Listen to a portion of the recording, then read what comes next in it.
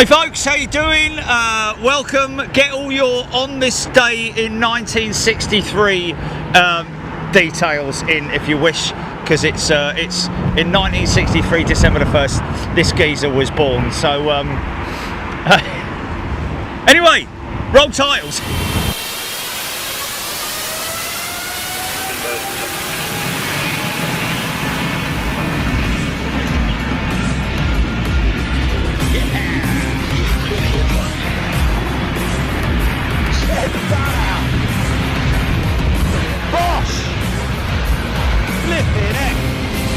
Whoa, tail strike. You're watching Big Jet TV.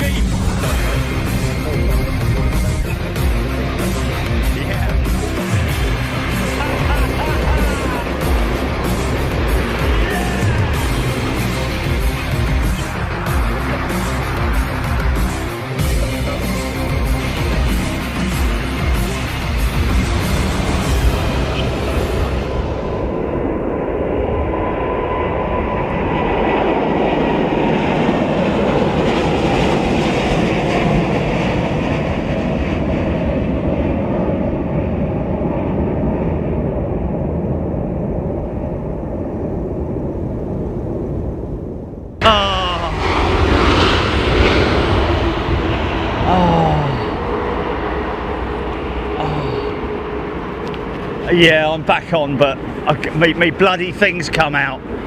Oh, I don't believe it. I don't believe it, man. Am I going to get that in without actually having to open the whole thing up? I don't think I am. I think I've got to get the whole... I've got to undo the whole thing. Oh, I don't believe it, man. I don't believe it. The lines come out, man. Oh,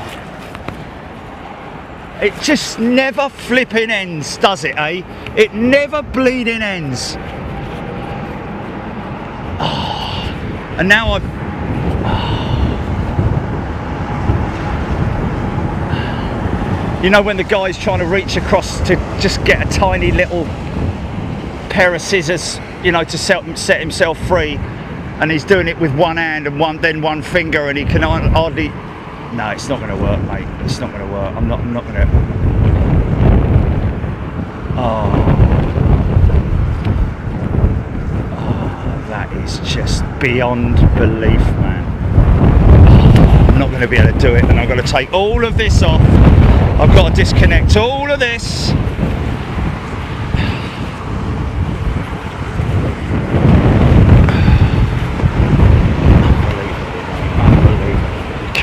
You just can't make it up. You can't make it up. All of that work I did last night is going to be undone now. Heck, man. Really?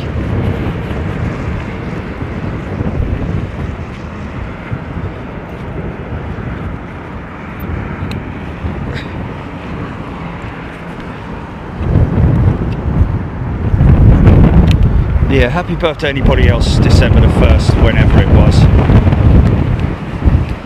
And don't moan about the bloody wind, okay? It's windy, alright? It's windy. That's all I'm going to have said about it. It's windy. Anyone who moans about the wind, just go and watch a non-windy thing.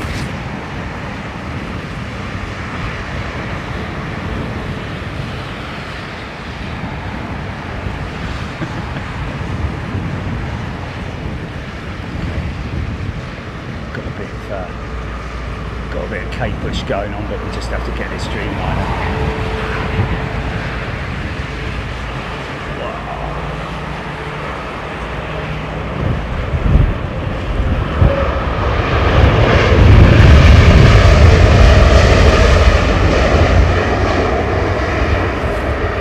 Out on the wily, windy moors.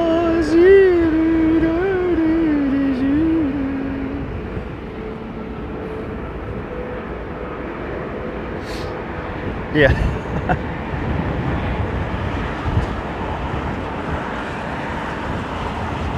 There goes my afternoon of watching windmills. Okay.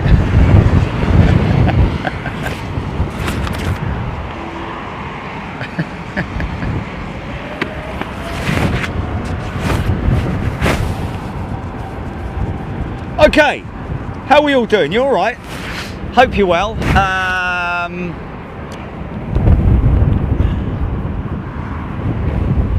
Yeah, it's kind of blustery. It's wet. It's not rain. It's just a bit of mizzle. Light rain, actually, I guess is the best way to describe it. And hello. So this day in history.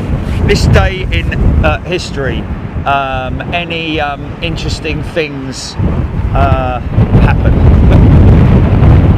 It's picked up a little bit. Got a bit of shake thing going on here. Look. Okay, they are struggling now a little bit. Fair enough. That it's just literally picked up.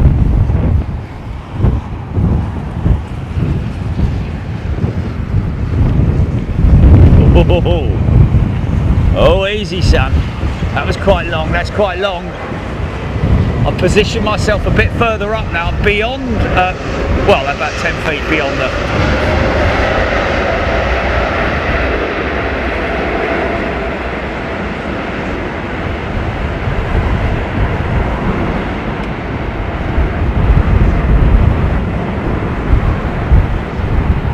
Okay, we're going to be doing a lot of wiping here, I think. What I might need to do is get me, actually get my motocross goggles and put them on, because otherwise,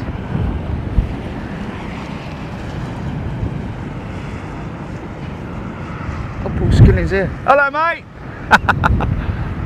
Paul Skilling's here.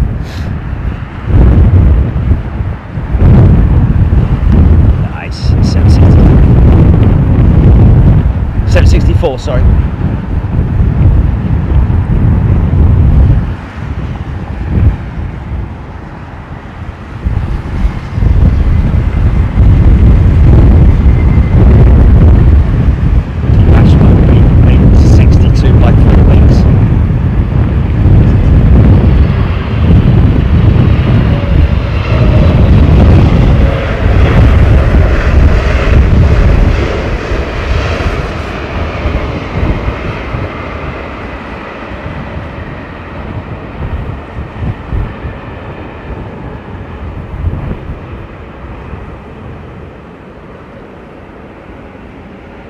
Alrighty, hello everybody, hope you're doing well. All we need is, what's his name, what's his face? Always puts a post out on LinkedIn. I wonder if he's done anything specific today that's of interest. Does historic stuff. December the 1st, 1970, BOAC Limited was formed. Jerry's 7 years old. Wow. BOAC was formed when I was 7.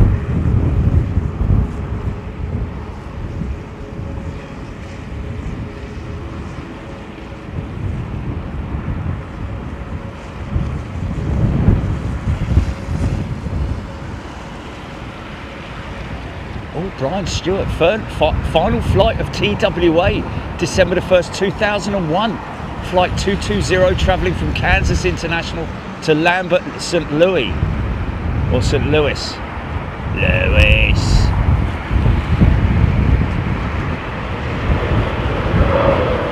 Whoa! Get that nose down, mate.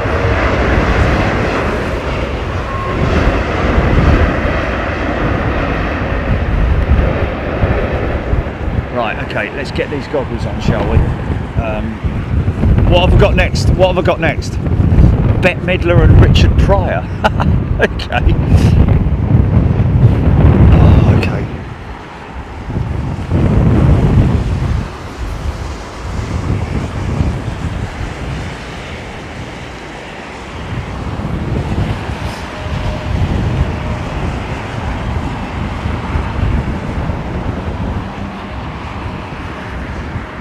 Lee Trevino, eh?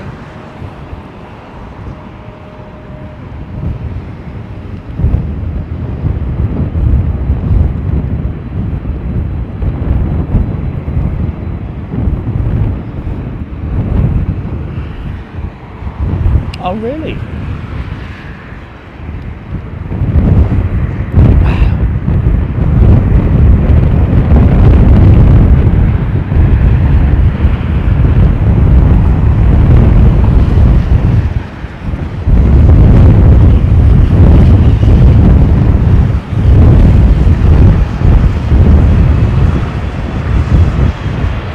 Beautifully planted, man.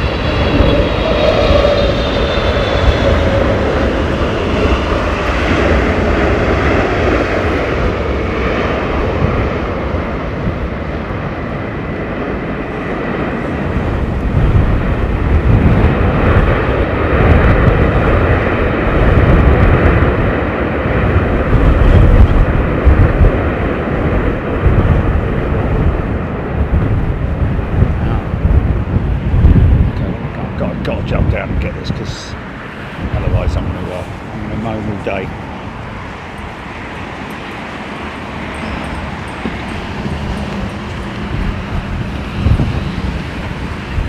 Horses and carts and lanterns.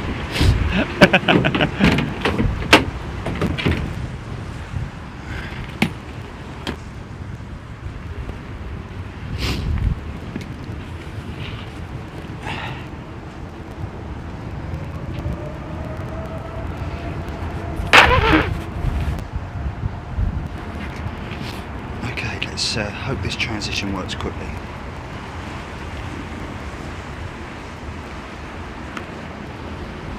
Come on, don't steam up.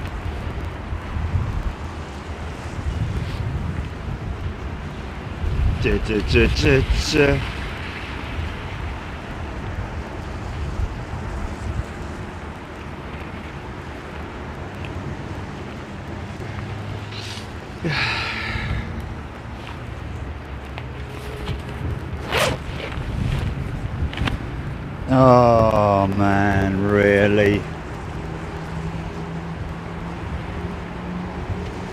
It's just body temperature that's doing that, isn't it? Thank you!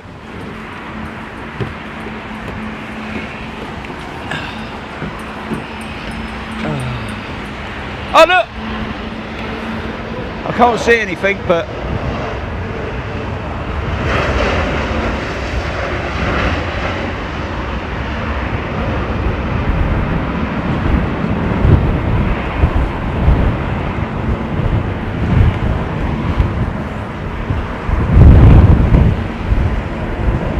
slinger going out.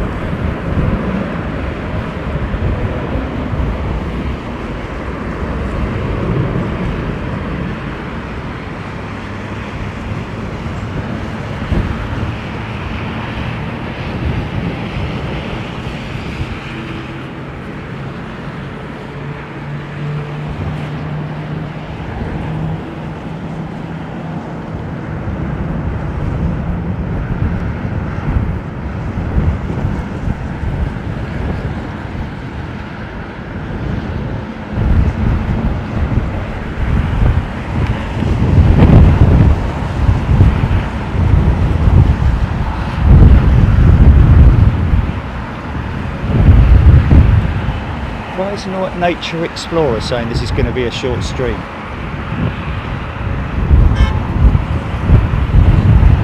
Janice Ross Munro can't have been BOAC, formed in 1970. My husband was already working on VC-10s back then. Wow.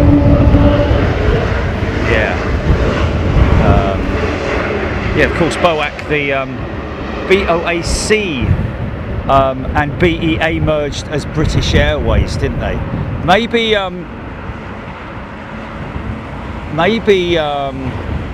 it's because I'm a Londoner. Maybe it was let's get the more accurate info on that one, shall we?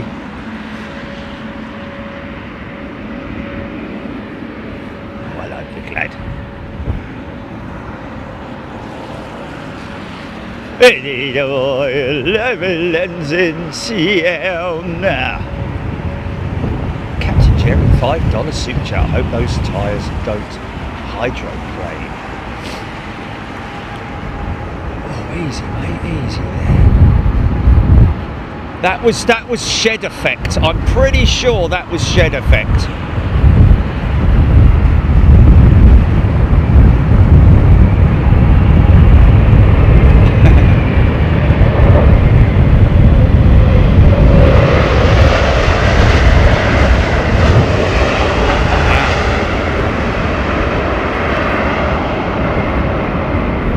D-rated, man, very D-rated.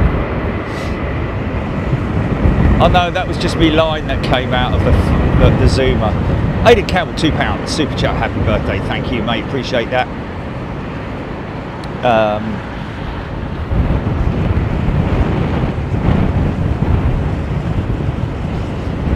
Dash mode, Middle Eastern Airlines national carrier.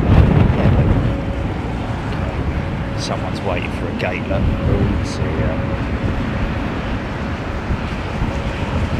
Oh yes, Middle East Airlines, yeah, MEA, yeah. Thank you, D-Bash. He's waiting for his mate to go. Masters and servants.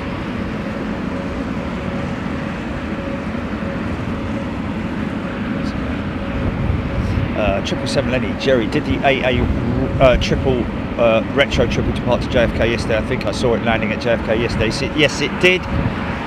777 Lenny. Now we got two specials today, folks. First one we only found out about this morning, courtesy of Qatar Airways. Qatar bringing their new F1 livery into London Heathrow today, which is pretty cool. It's a great looking livery. I've got to say, probably one of their best.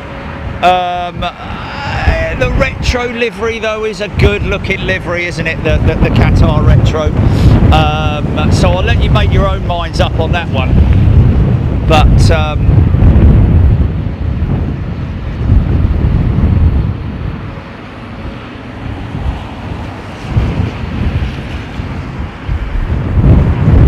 Paul's not going already, is he? Is he off? You off then? You going?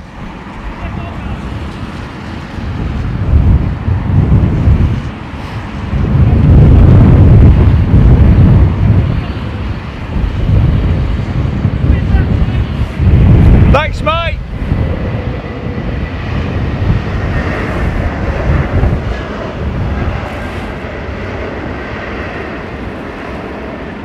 He's not far from here, is he, old Paul Skilling? He don't live far from here, does he? Oh, he's just up the road, yeah, in Feltham. See, this is what I was putting on, folks.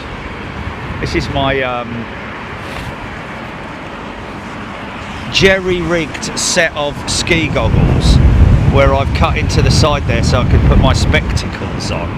So all I have to do is that. These were covered with Rain-X last night as well. It doesn't really do a lot of good, I've got to be honest with you, but at least it's sort of like, and there's no steaming as well. I can do that and breathe heavily. Oh, it's steamed up.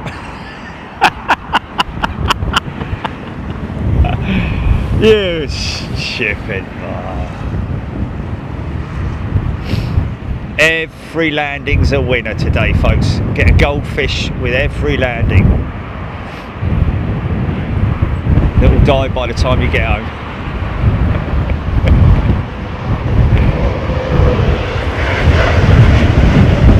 Imagine the cruelty of back in the old days of those goldfish being transported around the country, man.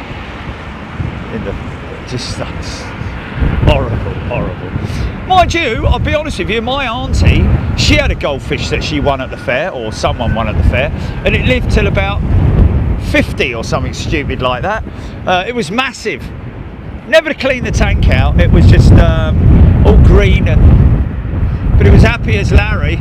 Happy as Larry, mate. I think his name was Larry as well.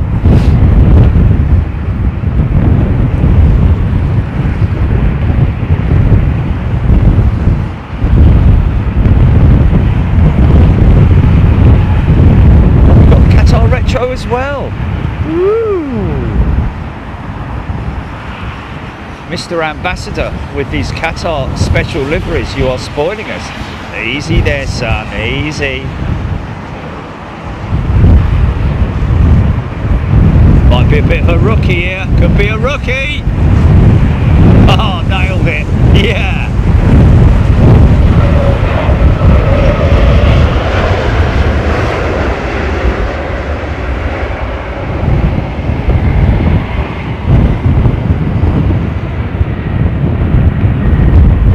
The size of that flipping thing compared to the other ones, man.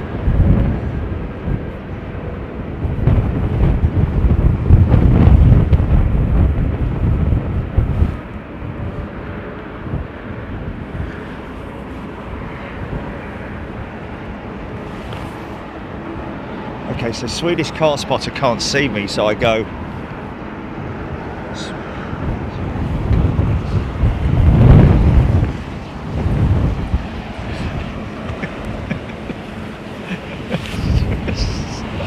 What's that all about it?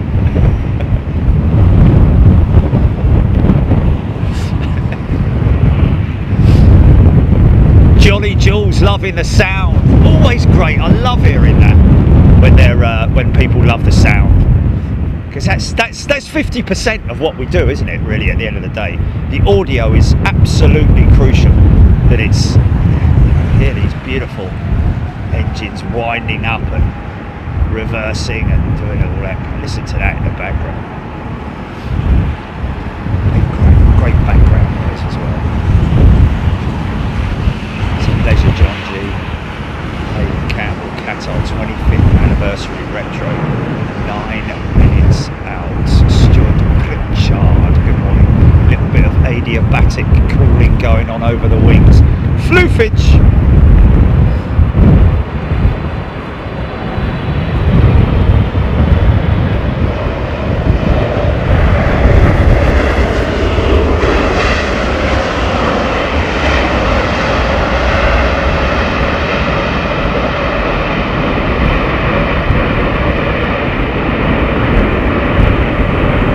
Yeah, that'll blow your shed down the road, man.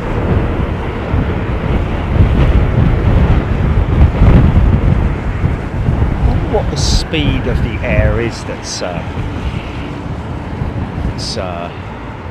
being pumped out of those engines, even at idle.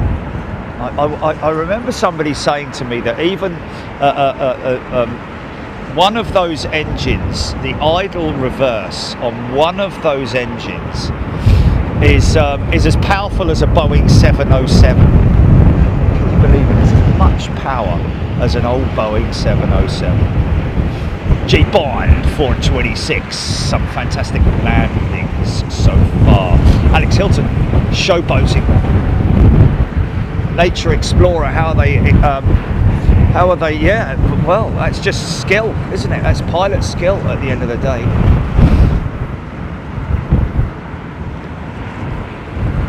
Hello to everybody in the tower up at NATS, National Air Traffic Services.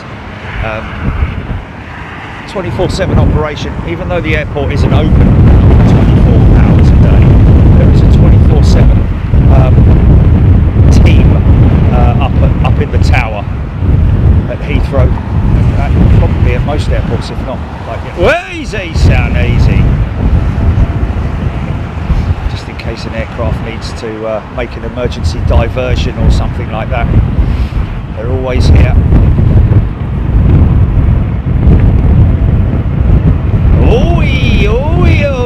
Oh, okay then, we're down. And of course, it's not just that last. It's not just the sort of like last 50 feet. It's the descent all the way down from, you know, when you join the glide slope. It's then when it starts getting a bit tasty. Aircraft's bumping around, descending through different layers of winds.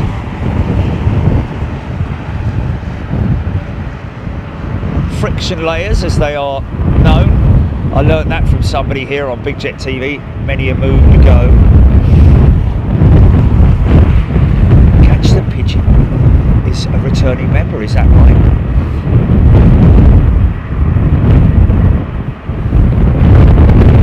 Captain Hussein from Royal Jordania. Is he green or is he grey?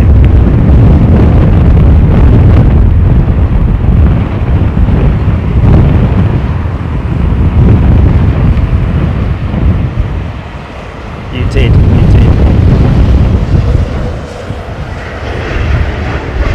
Maybe you can't get a VPN, Jilly.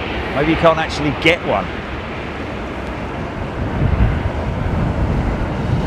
Tim Rain, morning, Stevie B.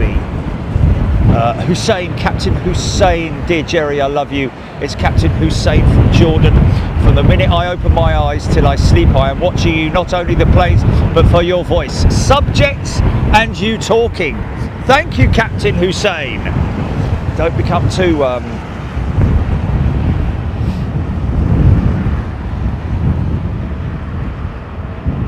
He's addicted to me, isn't he?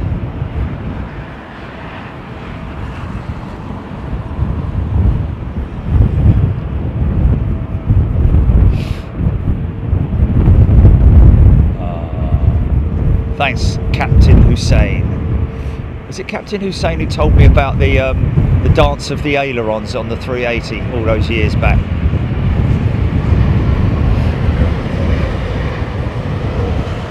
He's with RJ. He's with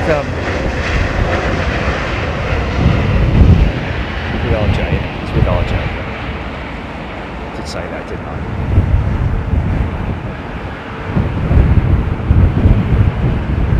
Oh dear. Yeah, it was some bleeding idiot's water bottle, wasn't it? That's... Oh, Steph, that's not good. What's the top of the crew? Wouldn't they move you? You can't have that. Wouldn't they put a saucepan on your lap or something?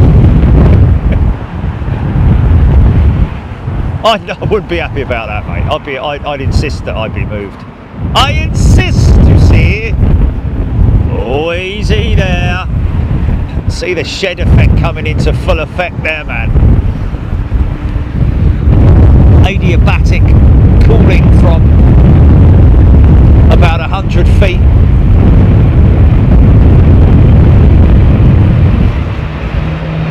Oh, start up.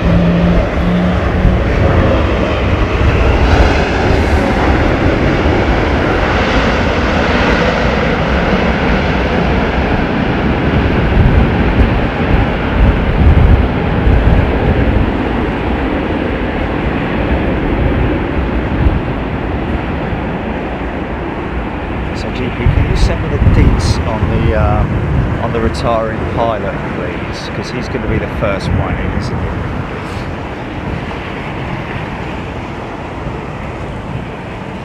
Big Mac stopped in the copy pasted, please. Stopped in the Renaissance Saturday night, with runway view of pretty much what we're looking at now. Blooming brilliant, Big Mac saying.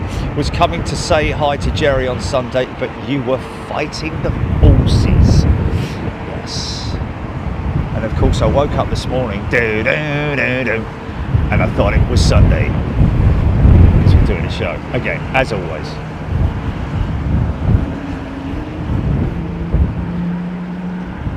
Captain Bob 321 seemed to be a bit unstable. Yeah, I'm guessing because it's a lighter aircraft, isn't it? So it's all relative in terms of the tail, vertical stabilizer, the size. You know, with a large aircraft, it is lighter, and therefore I guess more susceptible to winds. Hello.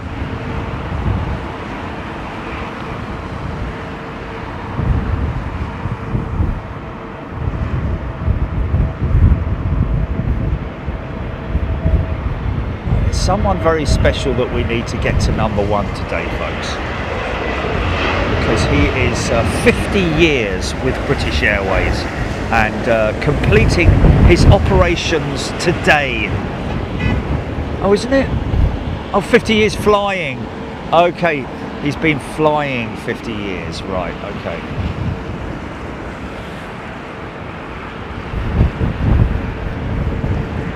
So this email, this message came from Alex. Is obviously one of his siblings. Is it Alex, man or woman? I don't know, sometimes it's difficult to... Anyway, Alex, along with their sister, okay, so Alex is saying, my dad is a BA captain.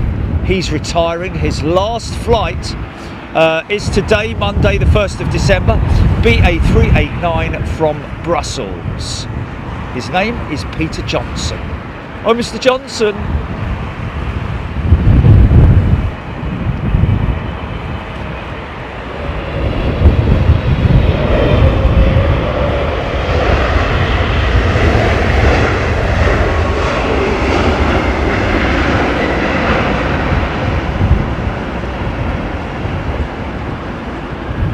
Oh, what, this side?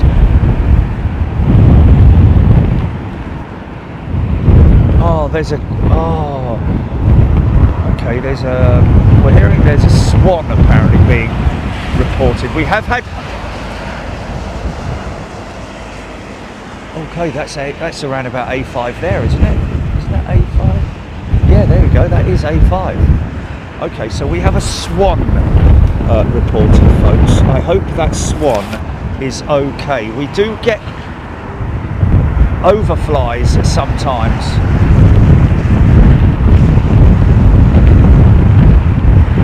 That's a bag, isn't it? That's not a deceased swan, is it? That parrot is deceased.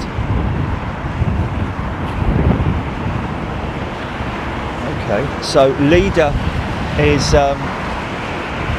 that's him there, I'm guessing, to aid the recovery of the swan. Oh, I hope that's not its cockpit.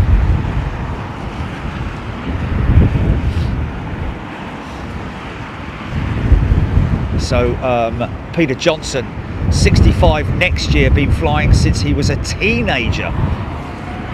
He was a flight instructor many years. Easy there. Oh, hello.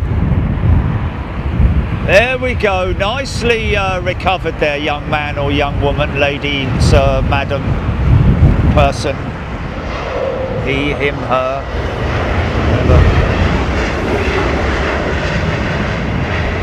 So we're trying to see this swan. I'm not seeing the swan. They would, because that would cause a serious amount of damage. A swan in an engine. That's definitely not it, is it?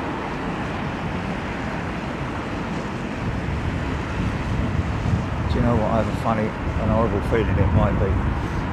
But why would they be waiting there? No, I'm saying it's possibly been hit or, yeah.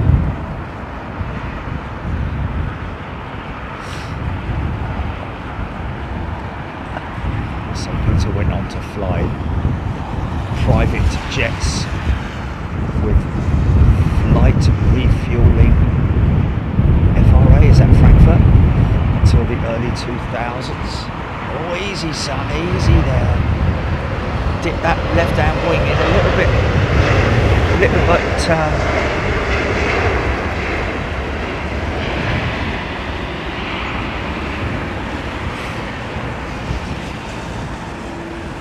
oh, all at Bournemouth Airport, right? So the company was called FRA, right?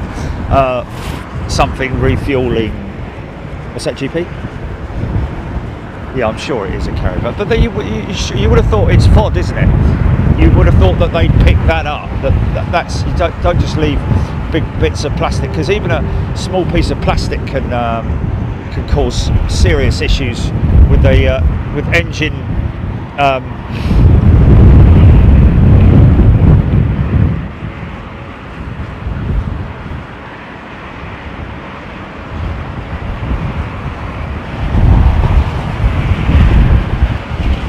so started with BMED, then BMI, then BA through the takeovers, and has been a captain at BA for many years now.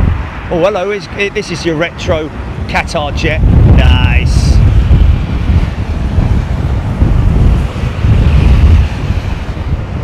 Like it. Qatar going all special livery on us today, man.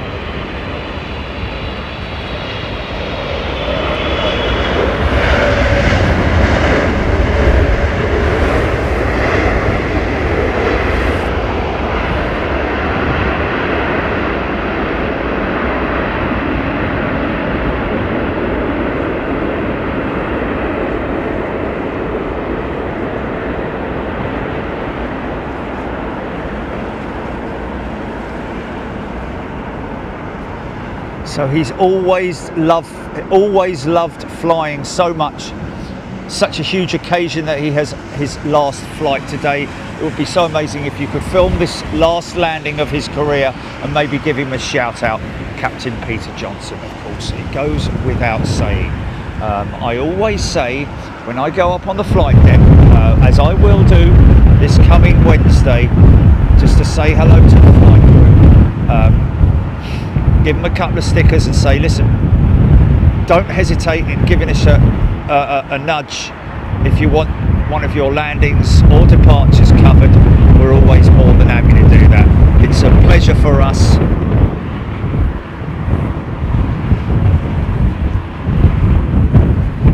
So it's Alex, sister Sophia and her husband Jack, and Peter's wife Catherine.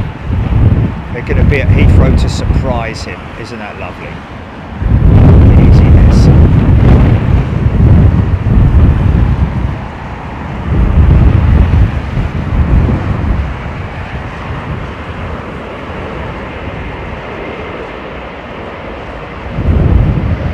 Whoa! Nice!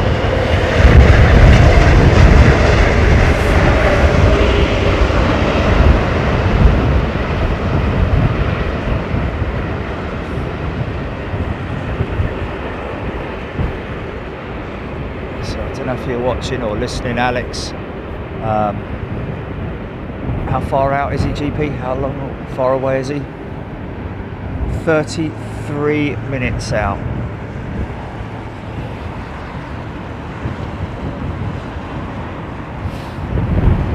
So I don't know if he ever did long haul, or whether he's just stayed short haul or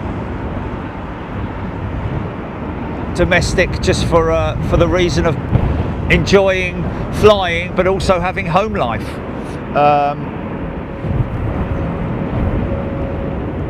Which is totally understandable. There's a lot of pilots who do. They stay on short and domestic for all their flying career, or with a particular operator. So still no.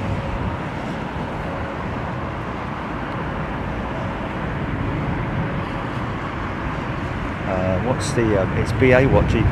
BA?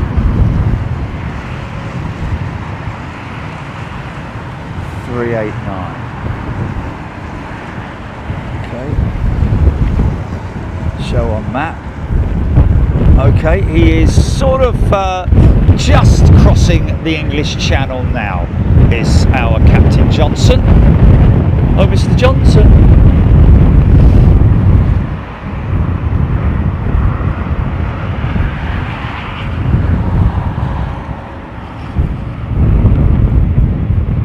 See, every time you see them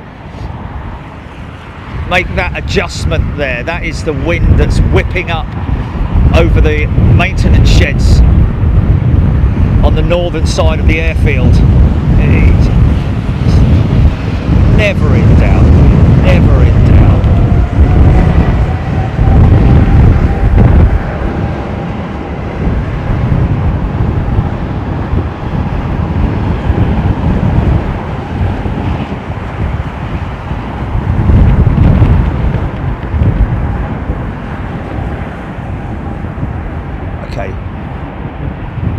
Aussie Rose tracking him now.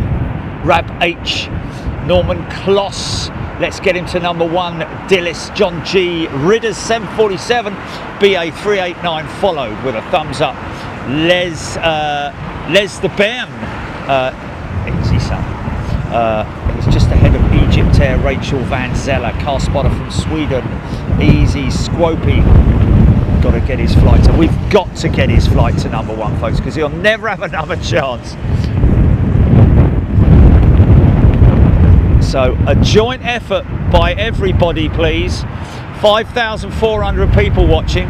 Probably at least 50% of those people will have Flight Radar 24 as an app on their telephonic communications device. So I'd expect you to, in the top search bar, search BA389 and then click on it and then go to live map.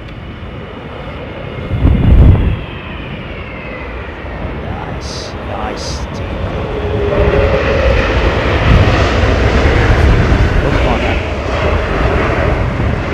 Bob Shalvoy's gifted $50 super chat. Thanks for doing this extra stream on your special day, Bob. Thank you so much. That's very kind, mate. Really appreciate it. Well, I wouldn't have been doing anything else, to be honest with you. It probably would have just been maybe just a, I don't know, Starbucks and ARD, by any chance? And a road trip.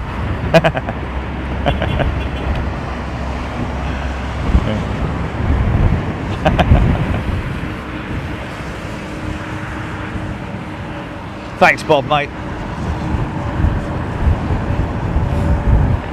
Archie Aviation is tracking him. Okay, so we've got a good contingent of people. What is number 1 at the moment in terms of most tracked aeroplanes? Oh, God, is it? Oh, well. Diamond Nanny loves windy days, just glad she's there in the comfort of her armchair. Okay, he's at number 5. He's at number 5. Come along, pop pickers.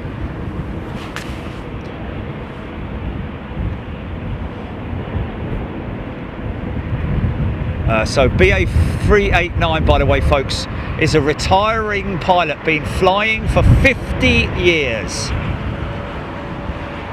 And cut his teeth with British Midland and like so many pilots did back in those days.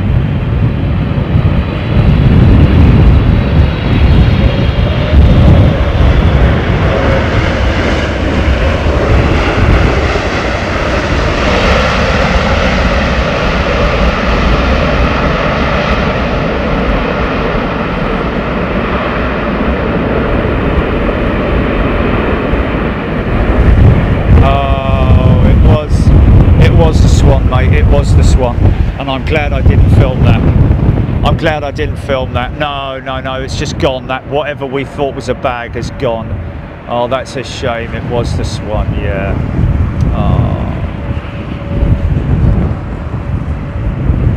Oh my God, you're joking. Oh, well, but they'll be back on. It's number 3. Yeah. Oh, that's such a shame, man. Well, they've got a long neck, haven't they? So it would have been, it's a long way away as well, don't forget. So it would have been a...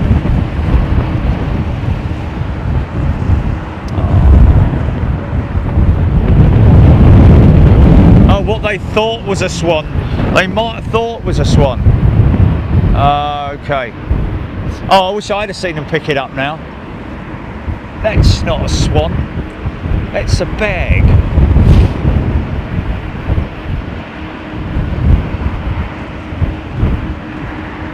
Aviation addict taking off on a short Delta flight 717 service to Atlanta. Hope I can catch the landing live. Is he doing that now? That's cool. Aviation addict. Delta's pretty good on their Wi-Fi, but I don't know if they're domestically. Listen to those engines, man.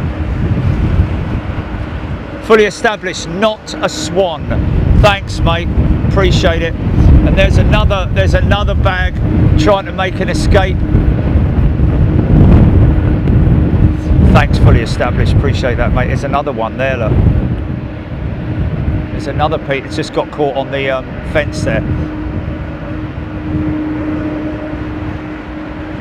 So they need to go and retrieve that, really. Listen to those engines. PW4Ks.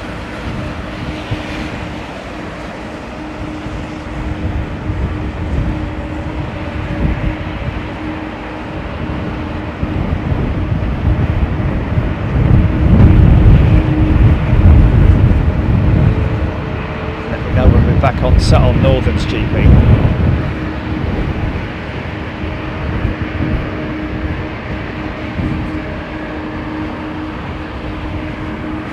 Susan Whips, thought swans always fly in pairs. Yeah, generally they do, and we have seen in the past swans flying over the airfield, in fact down the airfield, right down the centre between the two runways. But maybe it was a pair of swans, maybe one of them, I don't know, you just can't speculate, can you? Get Blancolio to figure it out. Sharon Guest has gifted 5 channel memberships. Thank you, Sharon.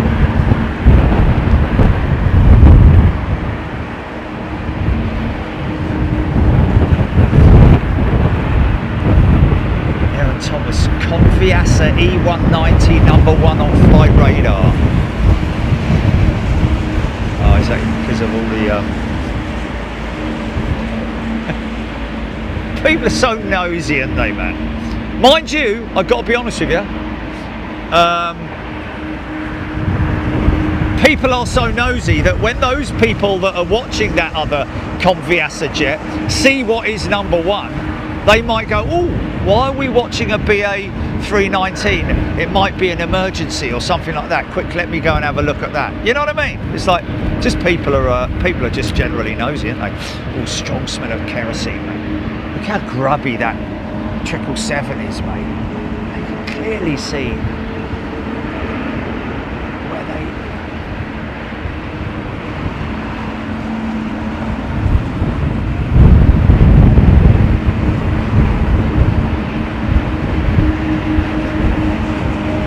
Buzzer beater 389, #3 most tracked on flight radar 24. Thank you, Buzzer. Okay, down to #4. Well, we can Muffpin, daughter BA crew coming in on BA192 from Dallas, due in about an hour. Well, Muffpin, make sure you tell us when she's on finals. Literally on finals, because we won't remember. So Muffpin, stick with us and let us know. Is that daughter or sister? Daughter BA crew. Okay, on 192.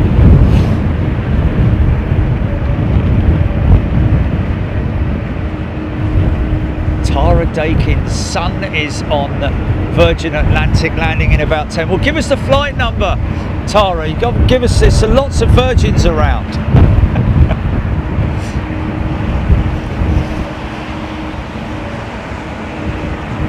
Cyclops tracking on my PC and on my tablet. Okay, we should be soon back on northern arrivals.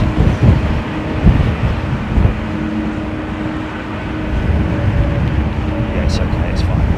389. Okay, it's #1 on plane finder. That's interesting.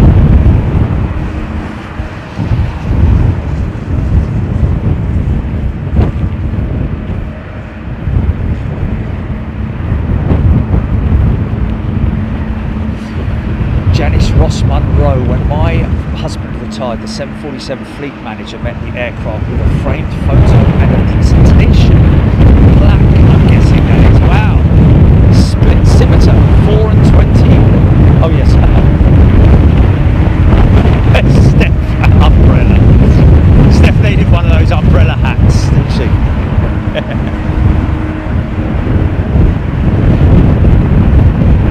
Oh, okay.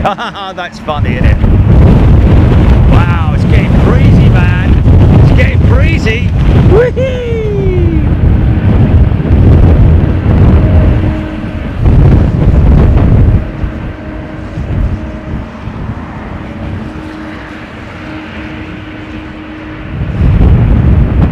Peter Johnson's going to have a bit of a challenge for his last flight, eh?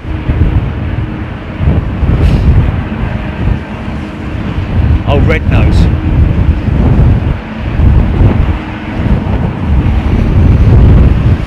Archie Aviation. 5,600 tracking. Wow. We've got 5,600. Oh, is that? That's not how many people are on watch tracking number 1, are they? Oh, easy there.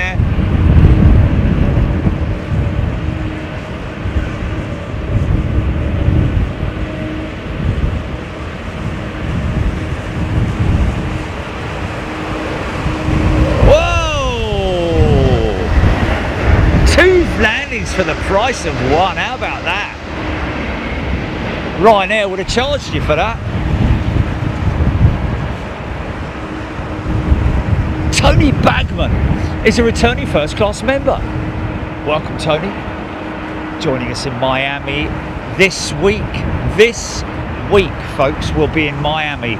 Leaving Wednesday, arriving, I think, Wednesday night, innit, or something like that. Wednesday afternoon. Okay, at 2:40 in the afternoon. Okay, so yeah, there we go. What were we discussing that running it past the members, see how they feel about that?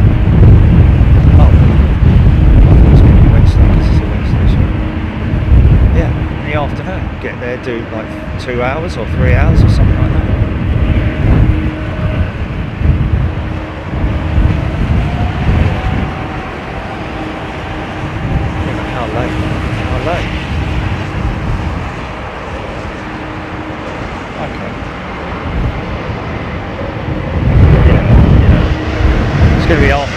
By the time everything's broken down and unpacked and systems are up and running, yeah, take it through to. Okay, so folks, we've and obviously we're gonna, you know, this is let's just talk about that in a bit. Let's talk about that in a bit. Yeah, let's just get Mr. Johnson, Captain Johnson. Where's he at?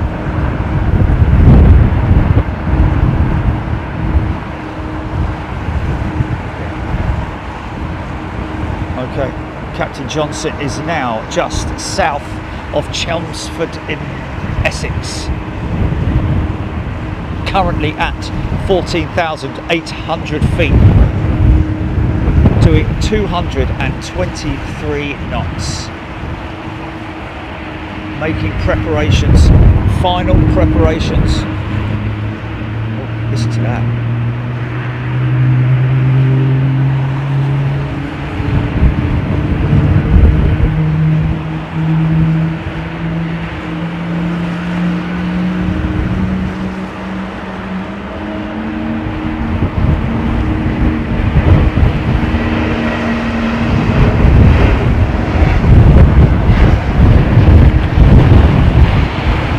I wasn't actually following him, I just had him highlighted, now I've got him followed. Beautiful Thai triple starting up over there, man. Always makes a great noise, those engines on that Thai triple. Okay. So he's approaching the Lambourne hole, well, he's approaching Lambourne now. I doubt that they'll be I don't think they're busy enough to need to put them in any holding pattern or anything. Number 2 start on the Thai jet.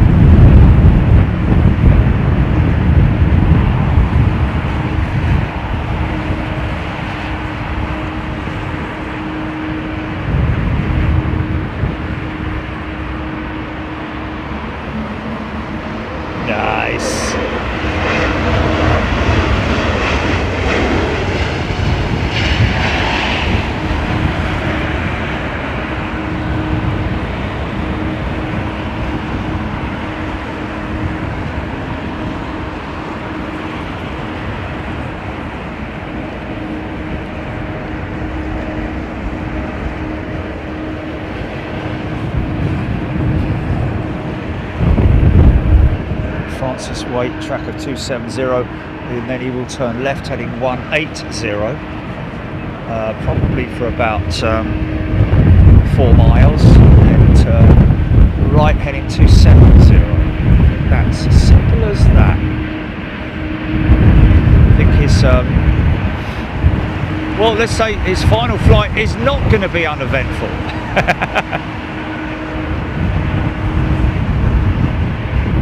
Go around on his last flight. That would be good, wouldn't it? That would be good.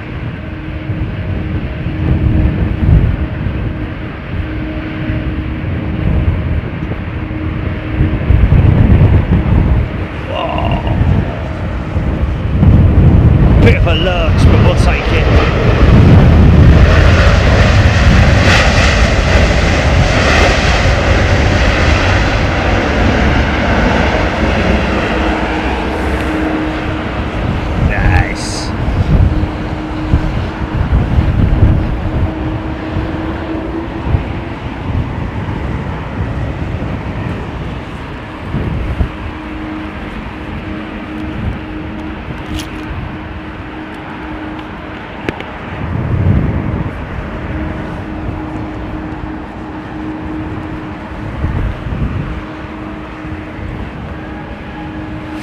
Where's he at?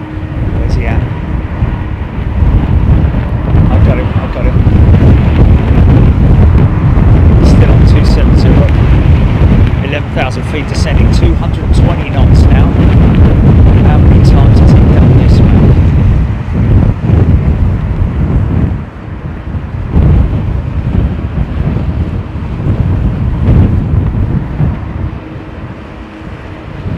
Hope his family are watching.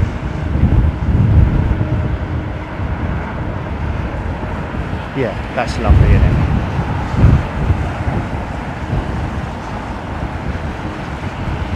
Alex, Sophia, husband Jack with Catherine to greet our retiring British Airways captain, folks. 50 years flying. How about that? So really he's been flying since he was 14 years old. Oh, go around. Didn't like that. Didn't like that. Is that wind shear? Let's find out. Yeah, that's wind shear, mate. That was wind shear.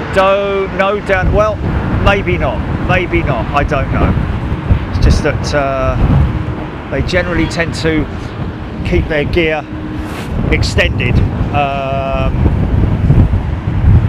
for a little while longer if it's a wind shear go around. I think that might have been pilot induced, but yeah, not happy with it. Not happy with it. So this following aircraft would have been informed.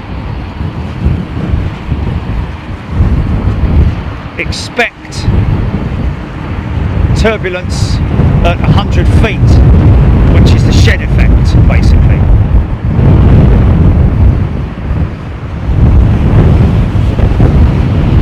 See the direction of the sock there. Winds coming directly from the south. Oh, yeah. Hey, no pressure, Pete, Mr. Johnson. Hey.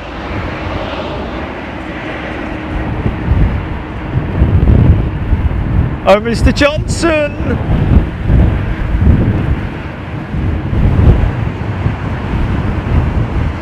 So he's on a 180 degree heading right now. Going to start turning right 270 any moment now.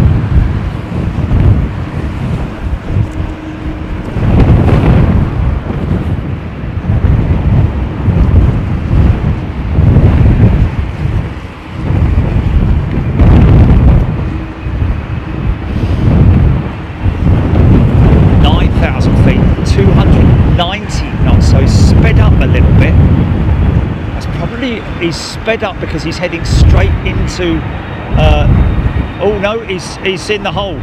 Looks like he's gone into a hole.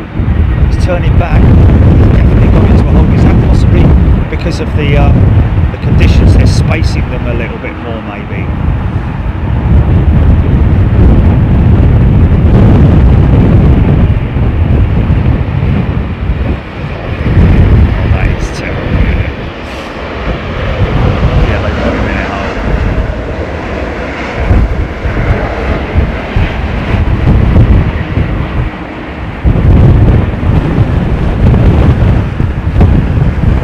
He's doing the Lamborn walk, isn't he? Hey?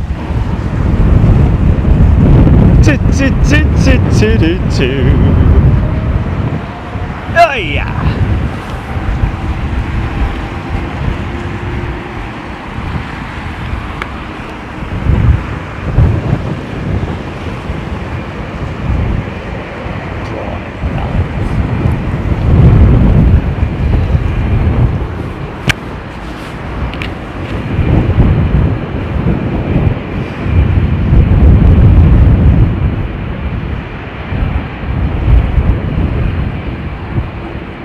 Looking stable, still at 9,000 feet, 299 knots. That's just, he just needed to speed up, I'm guessing, just to, because he's been put into the hole. I would imagine that air traffic control would have said maintain 200 to 300 knots or something like that. Just keep yourself.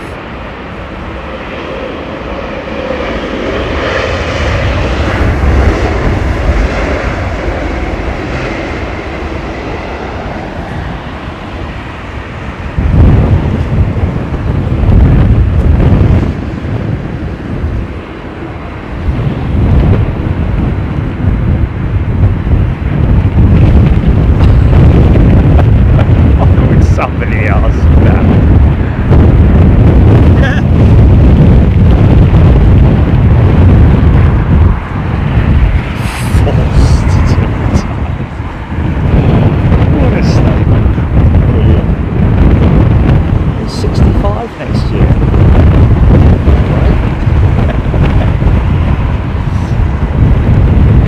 Don't forget, folks, we need BA389 to number 1, please.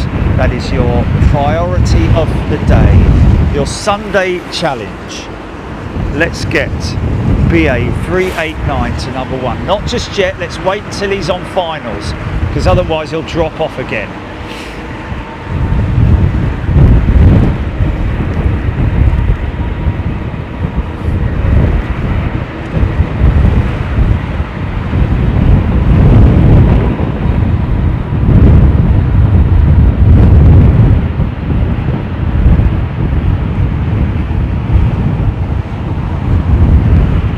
Oh, Monday challenge, sorry.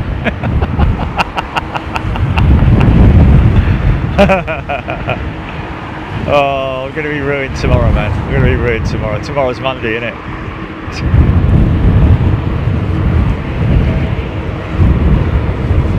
Get it down, get it down. Good lad or lady.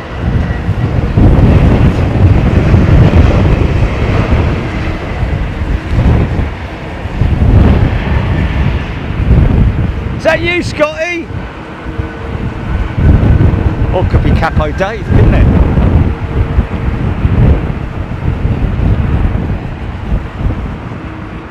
Yeah, conditions worsening here now. Not dramatically, but enough to warrant regular wipes of the goggles, which is great. I've got to be honest with you. One swipe on these goggles and the water's gone. It's an advert, isn't it?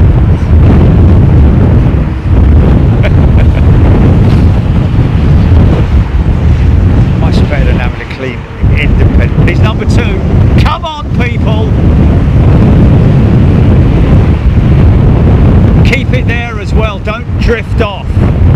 Mind you, it's not everyone who's watching, is it? It's people who are just being nosy around the world. Flight radar 24 watchers. Wow, that's picking up that wind now, man.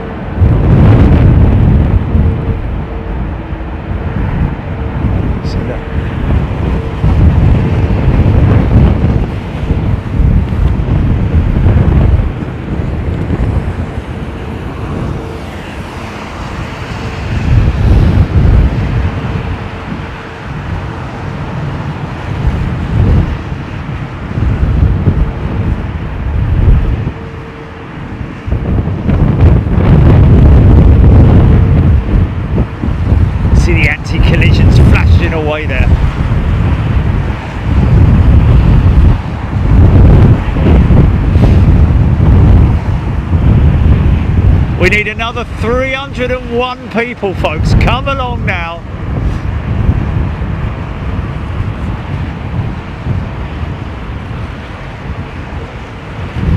If you're wondering what we're talking about Flight Radar 24, which is an app.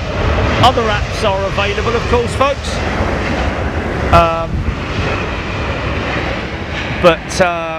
Yeah. Tracking it on Flight Radar 24, just open your phone up, the App Store. It's a free app. There are other apps available, like I say, folks, for tracking aircraft.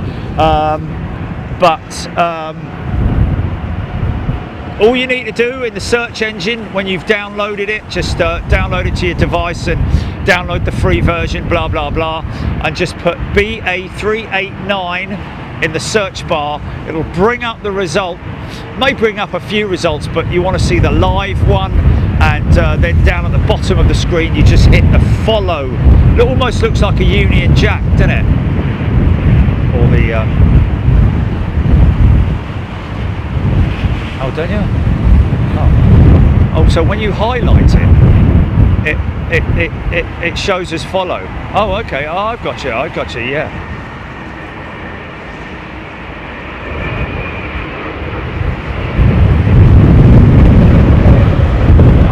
Oh, I've got you. Yeah.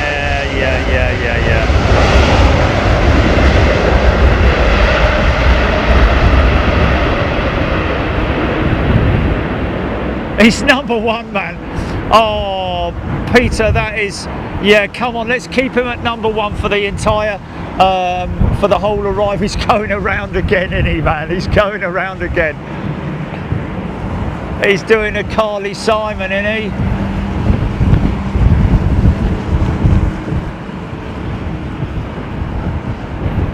Is he? He is. He's going to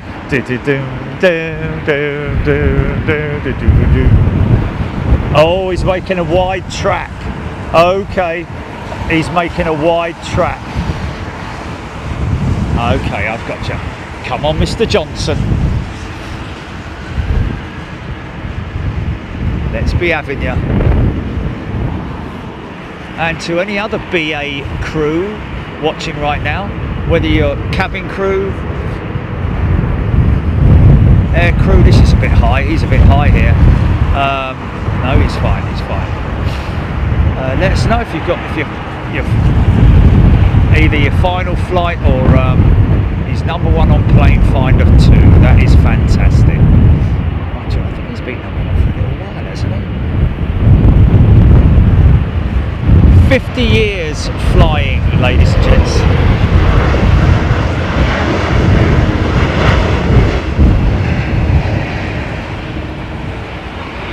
I didn't say Chris.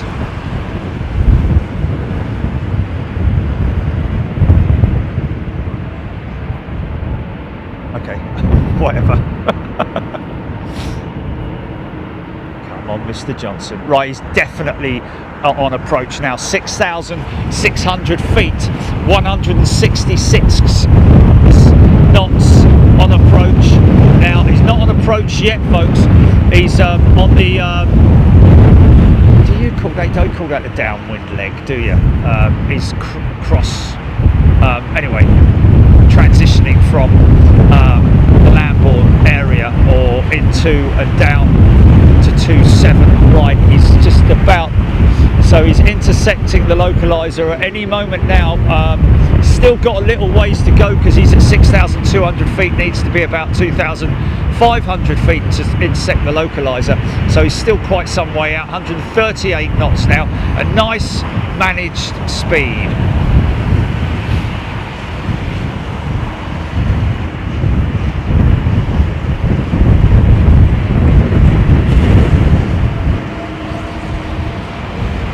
So he is now on approach. So you need to keep him at number one, ladies and gentlemen, please. Base turn, that's it, yeah. The base leg and then base turn, isn't it? The horizontal is the base leg, or the final leg, I'm guessing. But there we go. Zoom in a little bit. We have got 1, 2, 3, 4, 5 aircraft before him, including this one. So folks, yeah, 50 years ago. Wow, planes in 50 years ago. Planes 50 years ago. Let's think about this. Hold on a minute. I'm terrible with my maths tonight. So 1975? 1975? No, 1995, sorry. God's sake. Is it 1995? 50 years ago, 1995. No, 1975, sorry. I told you I'm terrible, man. Absolutely useless.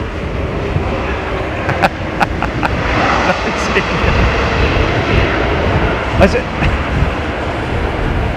that how it go around yet? I wish I could cut bits out of this show, you know, because that's really embarrassing. God's sake, man. And he's going to hear that as well and everything. He's going to go, oh my God, this guy's terrible at maths, isn't he? How do I figure it all out? How do I go about my normal day, eh? I was 18. Oh, no, I wasn't. No. 50 years ago. So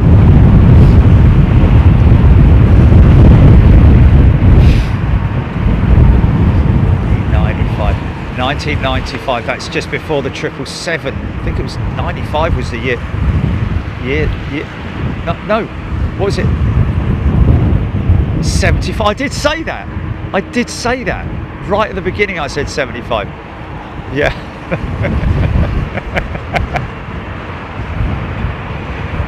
No, I can't figure that out, no. Okay, so I was right, 1975 then. So wow, what was aviation like when Mr. Johnson was starting his career? 1975, oh, what a beautiful era, time to fly. Late 70s into and through the 80s and then the 90s. He would have seen everything, man. Everything.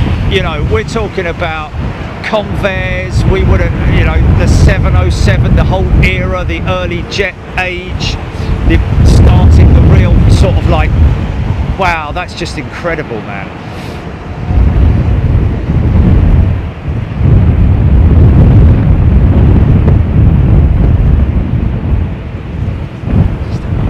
So keep him at number one, folks. I want you to keep him at number one.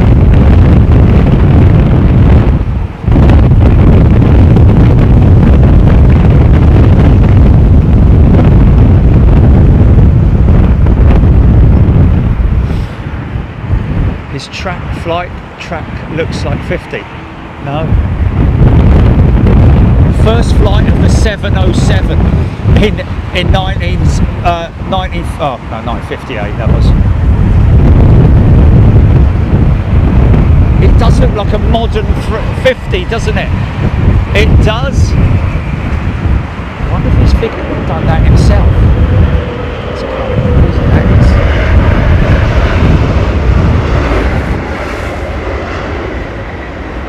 Yeah, the family's here to surprise him. That is fantastic. I'm just looking back to 1975. Okay, DC-10 in 71, TriStar in 72. 1974 was the advent of long-haul flight twin-engined aircraft, the A300, wasn't it? 74. 1976, Concorde went into service. Wow, he would have seen that, man. 82, 767, 83, 757, but a lot of real classic white single aisle, but four-engine jets flying in the 70s, 707s, DC-8s, Convair Coronados. Oh, just incredible time to fly. What a lucky man, I've got to say. What memories he must have. He's probably lined up, you know, he's probably lined up behind or near to Concorde or something like that at some point in his career. Some great memories to share, I'm guessing. Get him up ARD.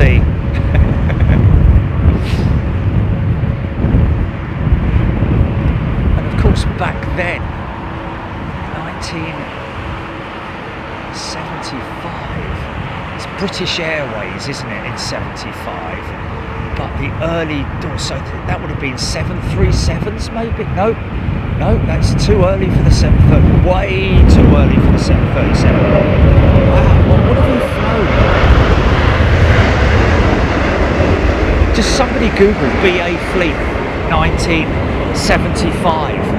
Viscounts, I think they probably still would have been running the Comet, wouldn't they? 75, possibly. Okay, 1,400 feet, 129 knots. He is next in, I think. VC10, yeah. Here he comes. Is he still at number one, Chile?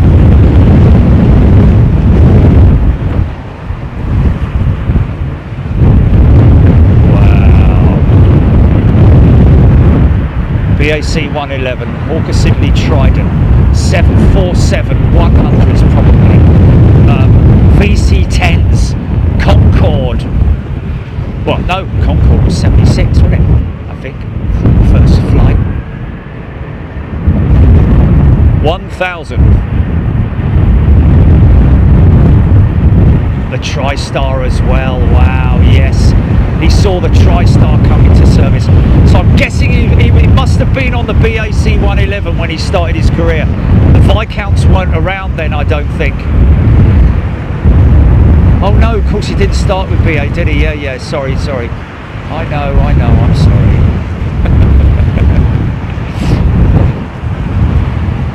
Has he been with BA? Did they say how long he's been with BA? In there? That back that I just said. A bit late now. He's landed and he's number one anyway. Nice one, matey.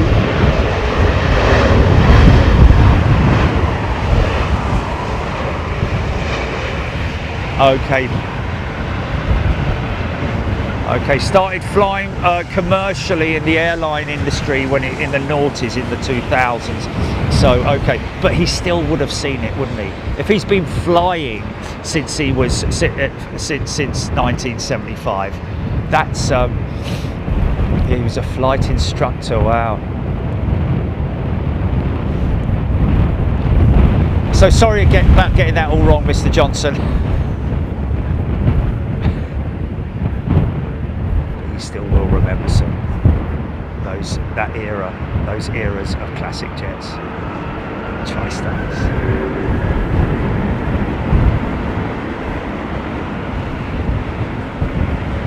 And he nailed it as well. How about that?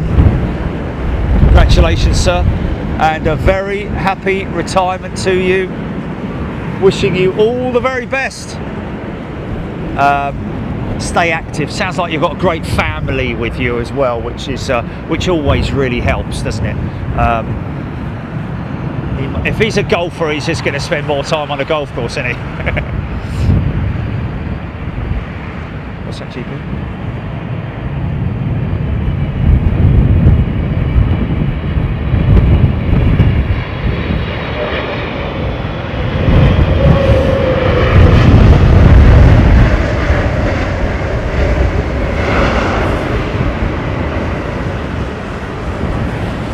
Going to be switching those engines off for the final time. No. I think possibly the they've got the family possibly through where the staff come out. Mind you, surely he'll just walk. Will he go through the staffing? And no, they normally walk straight through with all the passengers, don't they? That's what we see.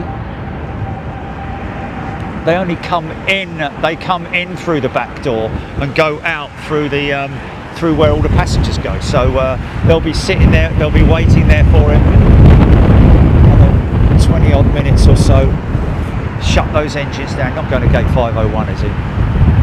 Get out my gate! Captain Jerry, $2 super chat. Captain versus Mr.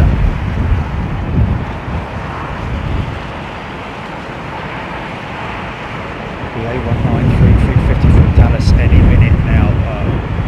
Okay. Muff pin.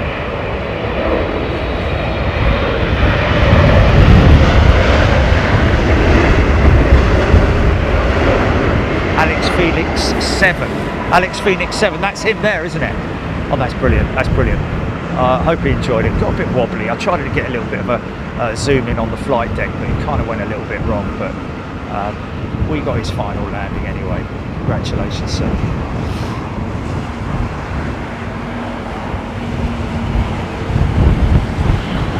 So, GP. Screaming at you, must have met the... You cheeky son, must have met the Wright brothers. Not that bleeding bad.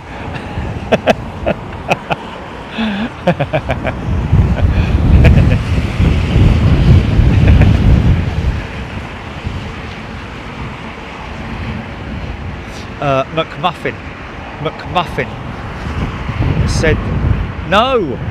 The McMuffin, no, I don't want a McMuffin. It's on the chat. Is it a Virgin? Is it a no? Which one was it? I was Stephen H. There we go. Great handle, mate. That's what people should do. I was, and then their name. That is a really good handle, Steve. My first wide body flight, Muffkin, yeah, wasn't until 1980, which was a Wardair DC-10 to Toronto. Is this Muffkin now? Is it crew on board?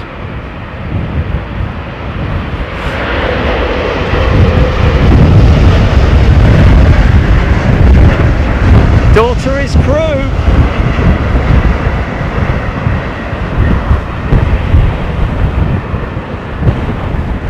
I honestly don't know why they don't put what it is about airlines and their culture with shoes and all that. You know, with the leather shoes. You know, they look so uncomfortable. Those cabin crew, man, walking up and down the bleeding aisle. I mean, obviously they do get a rest during the flight and all that, so they're not on their feet for like 8 hours or however long it might be. But even so, later on in life where you suffer, isn't it, with your feet or your back because you've worn the wrong footwear, which is why I wear Skechers. Nothing but. And if I had an airline, all the citizens of the world, I'd have them all wearing Skechers, mate. Not quite as bad as what Play did with the white ones. Pilots looked all right. They looked cool. I mean, I see bleeding people in suits these days going into the city of London with white trainers on, didn't you? With suits. It's quite a fashion now, isn't it? So why don't they allow that in the airline industry? Well, they do allow it. Oh! 2 for the price of 1 there, son.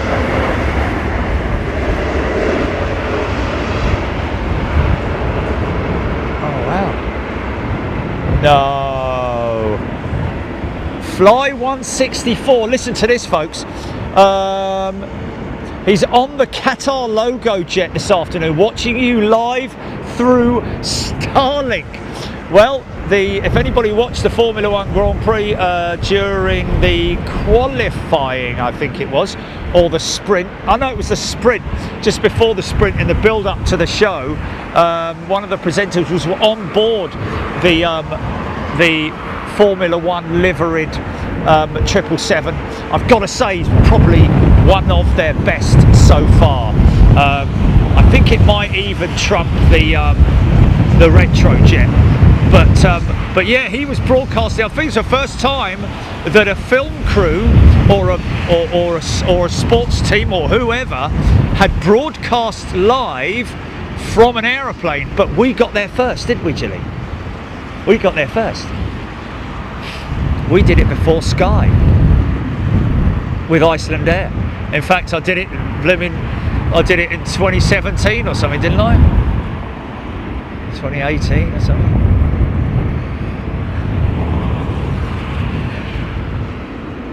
Only because some dirty little sod. Oh! Oh! Nicely captured! Woohoo! Wow! Watch that one back when you get home, mate. Meant to do that. Just arresting the aircraft because the left wing always comes in first. Don't you know? No. Nothing like that.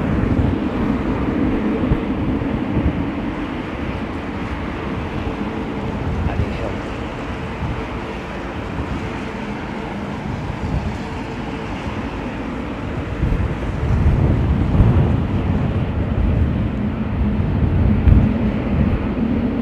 Guy Gibson's dog. Brilliant. Recovered. Brian Stewart, bet they felt that one. Alex Hilton. And a wheelie to finish, yeah. Saudia UK. I don't think Noel Edmonds did it on Concorde. He was probably on the plane when it was on the ground. I don't know. Oh, I might be wrong actually. Because Noel Edmonds did do the air shows, didn't he? They wouldn't have done that on Concorde. They wouldn't have had the capability, man, would they, back then? They wouldn't have had that. No, there's no satellite or anything, was there? No, he definitely didn't do it. He did miss the blobby, though. Yeah, if it was on the ground, yeah, if it's on the ground, yeah, like I just said, the beautiful 767, watch the wings flexing on this thing, man.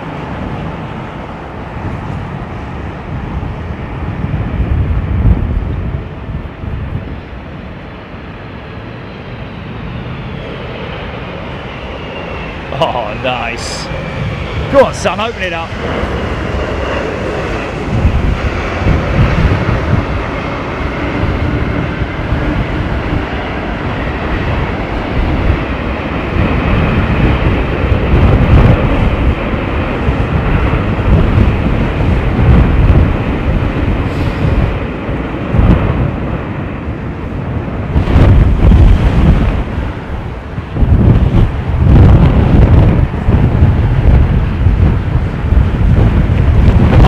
UK, it was a flight to New York. Yeah, no, definitely not. Yeah, they wouldn't have had Wi-Fi back then, me old mate.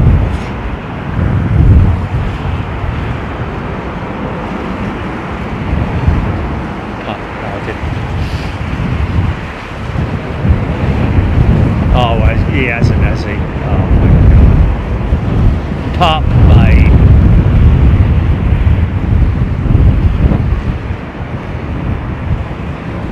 Sci-fly, love the feeling of a big flare as a passenger. Yes. There's that moment of float, isn't there?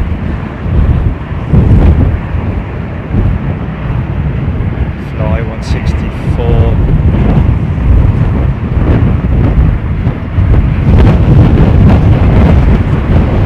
Oh, it's the Lowy family. Can I just suggest something, folks?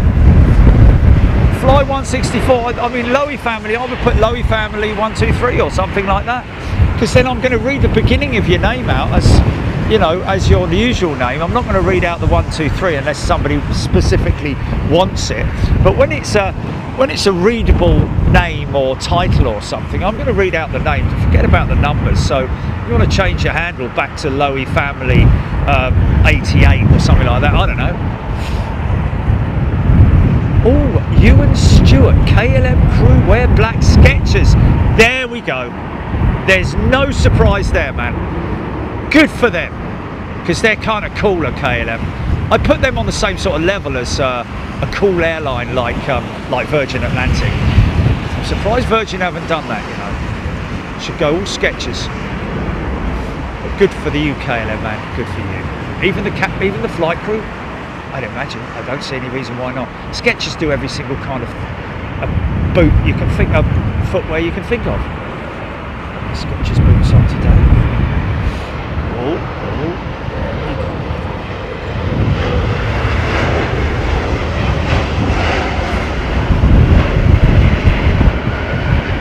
Ellis Chernoff, cold fog at my house this morning. So these are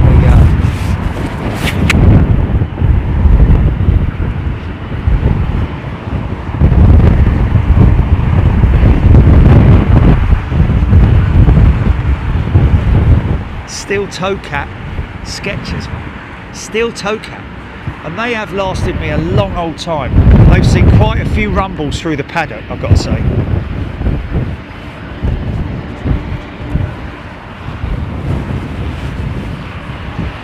They're a good few years old now, these boots. Steels as well, Skechers steels. They do everything, mate.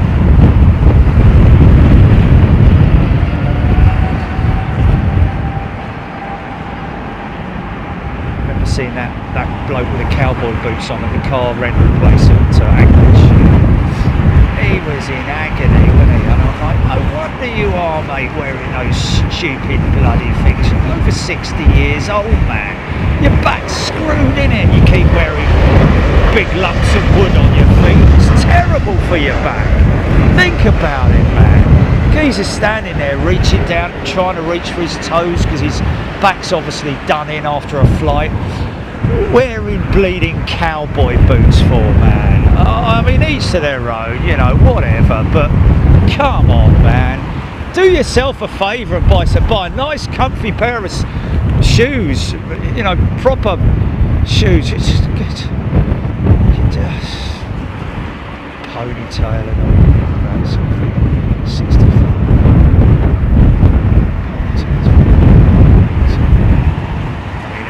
Sketch cowboy boots, fair play. I want to wear them. There's a lot of Texans that wear them. Dallas and all that.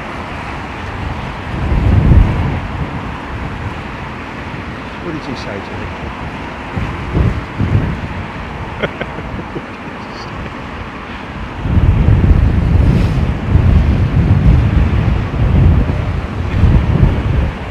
That's where clubs. Flex. Look at that wing flex.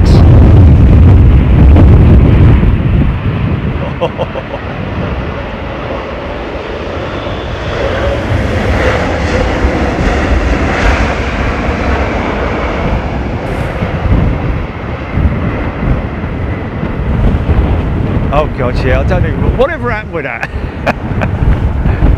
Did we do anything with it? I can't even remember. It was that bad of a memory.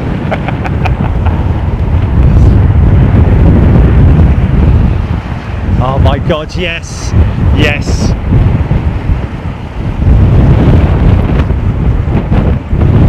Yes, Andy Peters did audition for Big Jet TV, didn't he? Autopilot 35299, $99. Go get you and Jilly a tea. Merry Christmas to you, Jerry. Autopilot, thank you, mate, appreciate it. Oh look, it's not something we often see, is it? A replacement slider cowl on that A350.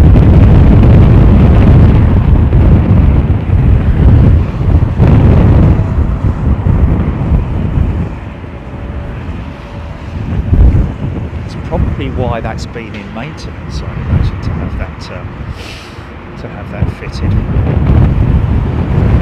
Didn't we find out what segment of the engine it was that was damaged by that fueling truck on the Emirates A380 at Manchester? And did it make it out, or did it, or is it still there? I'd imagine it's still there, you know.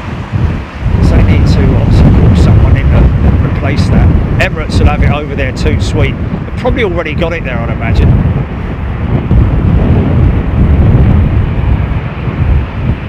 Wow, they are going that flare, aren't they? Wow.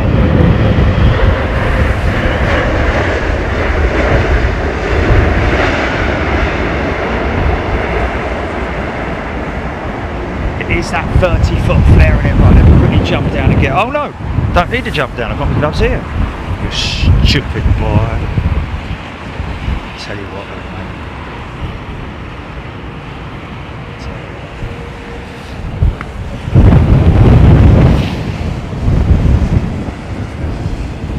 Cal Weatherdew, thank you to you, Cal.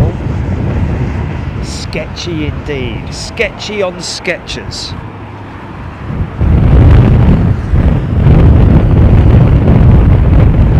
DHL still here, yeah. No, it's still here, Ellis. I'm guessing they need to bring a special team out to him, you know, because they'll have to, they'll leave the floor in, I would imagine. But I guess they've got to inspect the entire rear structural part of that aircraft. And how they would do that, probably using some kind of laser system, would that be right? In order to inspect the attachments, the frame, where the frame attaches, and also I believe to inspect the APU, because apparently the APU was not damaged, but well, actually it might have been damaged, to be honest with you. Just dislodged maybe, or framework has buckled or something like that.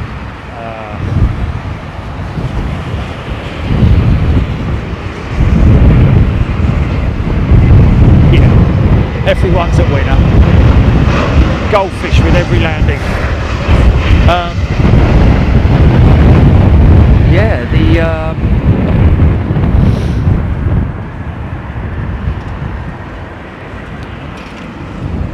tail on her now, look. Looks a bit more aeroplane-y, doesn't she? Ugly old thing. Now that is ugly. That is ugly.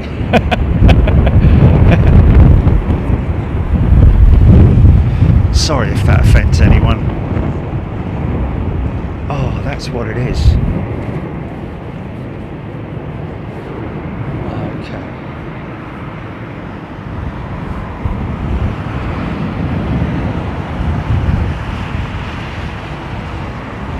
DT and PSS need Togo in hangar for X-rays fully established.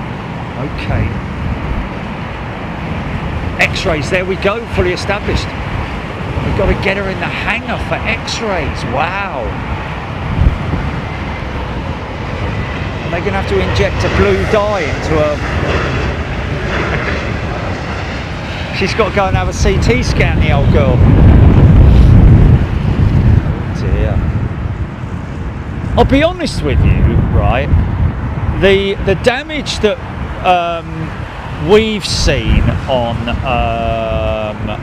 the DHL A300 doesn't appear to be anything dramatic, especially when you see the skid plate, which is, I believe, some kind of a carbon fibre material or something.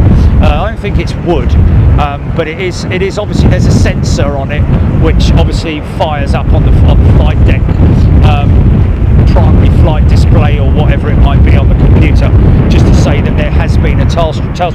But it didn't look dented or anything. It was just scuffed. The tail skid was just scuffed. There's actually two on it, I think. And not even fully worn out, but it just took a bang, didn't it? And of course there's titanium plates in there, I'm guessing, are what made all the sparks and everything. Michael Bello, is that Rebello? Michael Rebello, Michelle, sorry, Michelle Rebello. Michelle, £5 super chat.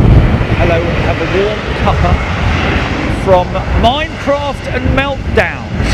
Loving the wibbly wobbly floofs today. Michelle, thank you so much. Cuppa from Minecrafts and Meltdowns. I'm sure, yeah, I've heard that before, that Minecrafts and Meltdowns, yeah. Thank you, Michelle, or Michael. Thank you, Michelle.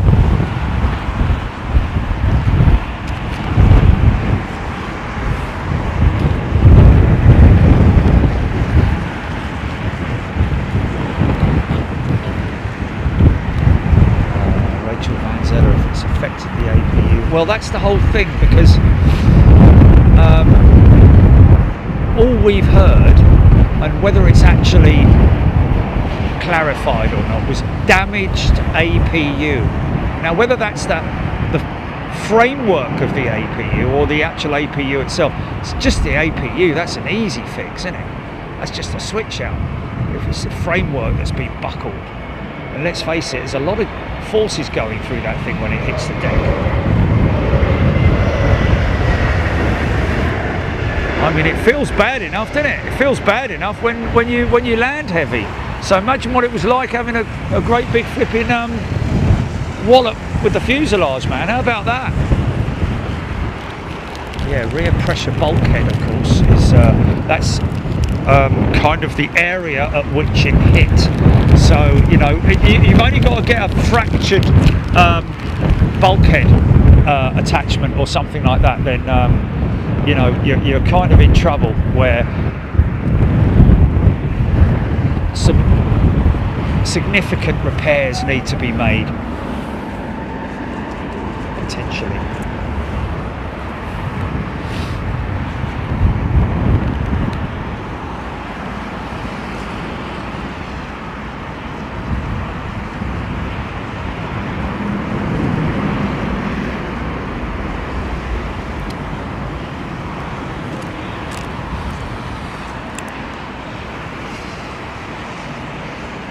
Bailey Blonde has gifted a channel membership. Thank you, Bailey. That's very kind of you. Some lucky person is going to be going to Miami, and let's hope they're here to say thank you to Bailey. Oh, that is brilliant.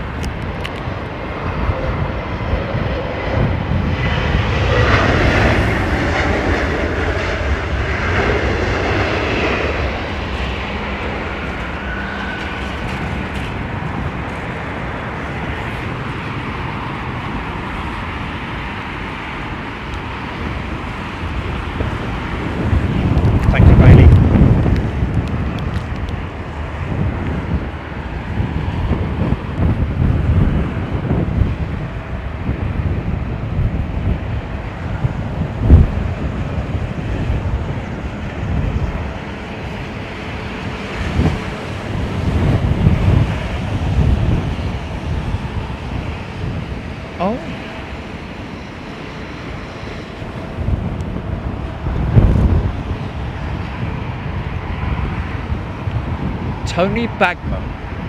We know Tony, you don't need to say member for 4 years, mate. I can clearly see it, and thank you so much. Anyway, he's saying 4 years. Jerry, my wife is on Gulf Air 3 in at 2:15 today from Bahrain after being away for 2 months.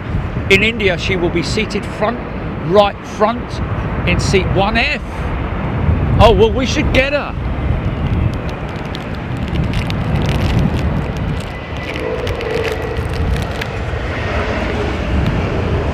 Oh, sorry, mate. Yeah. Okay. Yeah. Sorry, Tony. Ginny just told me that you didn't type that thing. It's just because it's copy pasted. Blah blah blah. But yes, mate. Absolutely, 100%. Make sure you let us know when she's on finals, Tony, please.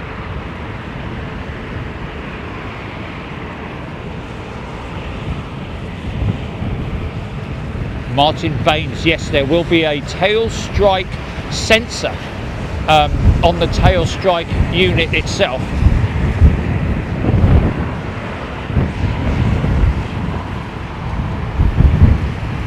Which will indeed, I'd imagine, will come up on the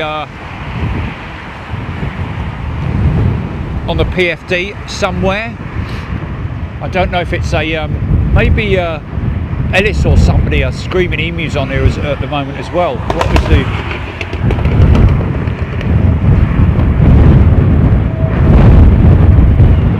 I'm guessing a bit like me when I turn me when I turn me parking brake on 2,000 feet. We've got to do the air crash investigation on that one, Gillian.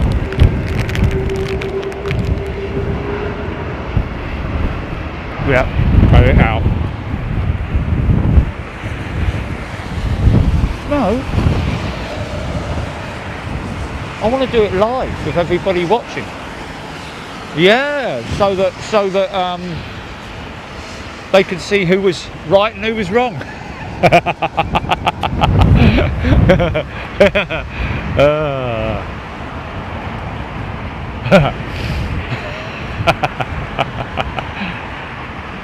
Because what we're actually listening for is what's on the cockpit voice recorder, aren't we?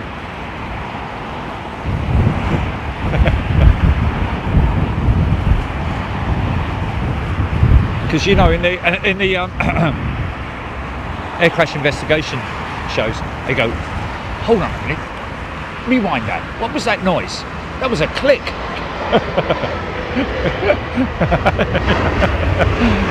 That was a bit sketch, wasn't it?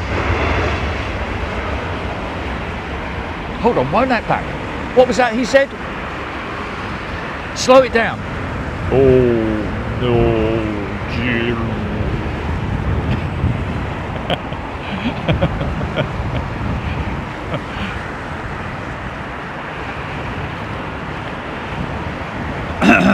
Tony McCall with the Aircraft Investigation Board would get involved in the tail strike. Most definitely, Tony.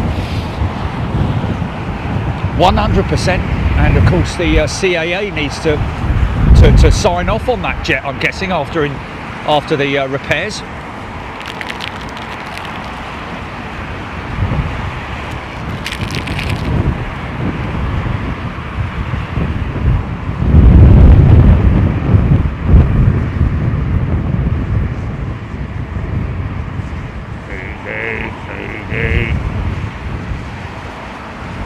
Oh, we look very low.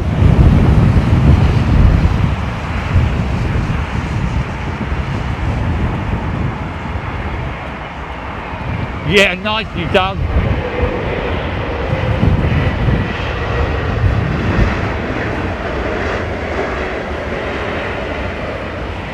Did you just say de-icing in Atlanta?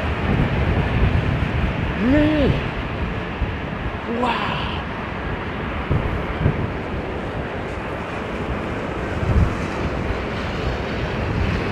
Oh, wow, really?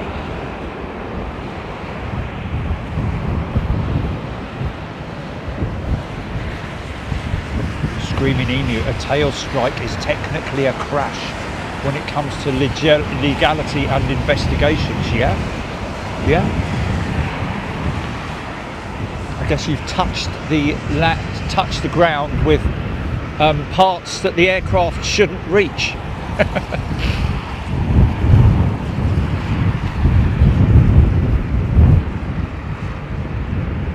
Stealth Wolf, making it look so easy. Yeah. I need to do a seriously throw it all in there weather approach tonight on Microsoft Flight Sim on the Sim Challenge, man.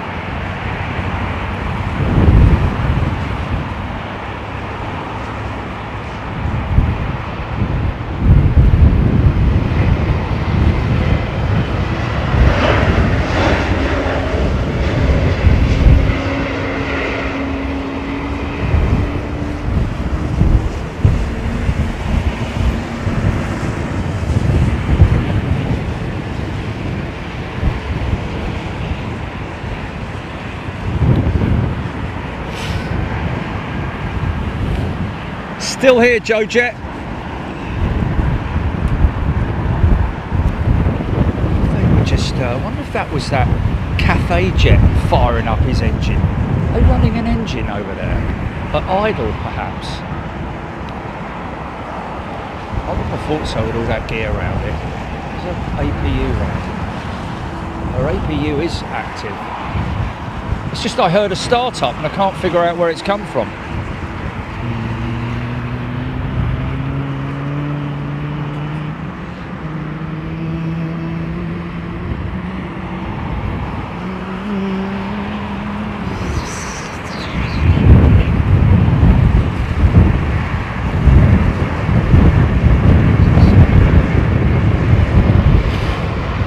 I don't know if it's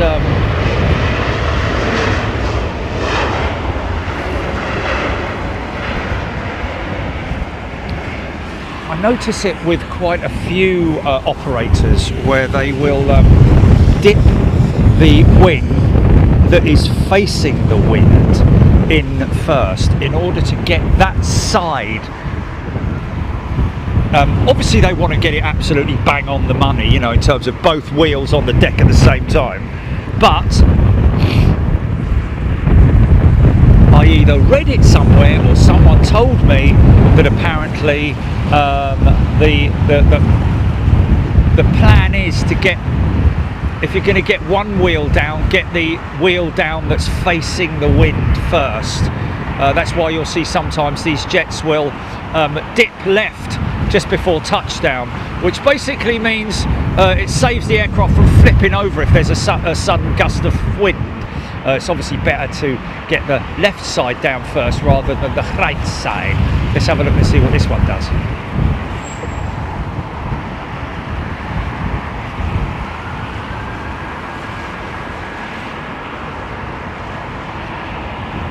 There it is, there it is, there it is. Nice, very, very subtle though, very subtle.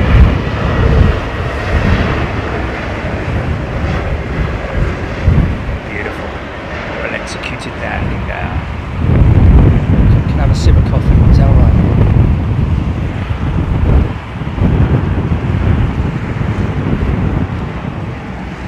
I'll tell you what though, I'll tell you what folks, you know, I'm always adapting and trying to improve things. I think I can show them actually after this one. I'm going to show them my panning arm. Okay, I need you to imagine a scooter on the road with those not hand warmers, but hand protector mitts almost that they put on the handlebars over the brake levers and over the grips. I have basically adapted one of those.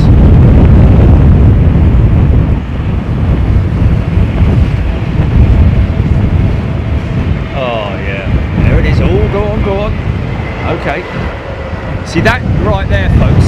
See that white line there? That's the last marker on the touchdown zone.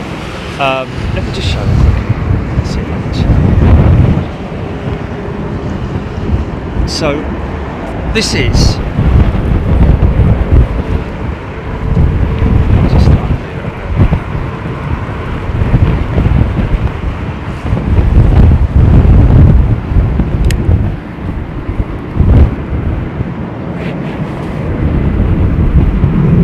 so that's my panning arm, and in there is my zoomy thing up in there, but I'm all nice and cozy. I don't need a glove on, and that's a set of waterproof trousers that have been butchered to create a waterproofing around it, so I can just remove it when I don't need it, like in Miami next week. That won't be coming with me in Miami.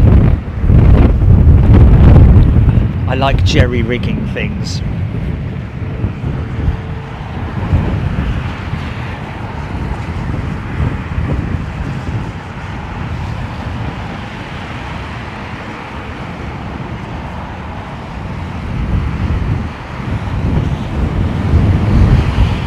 did show it in Anchorage, didn't I? I did show it in Anchorage. I remember I was up on Moose Hill, I think.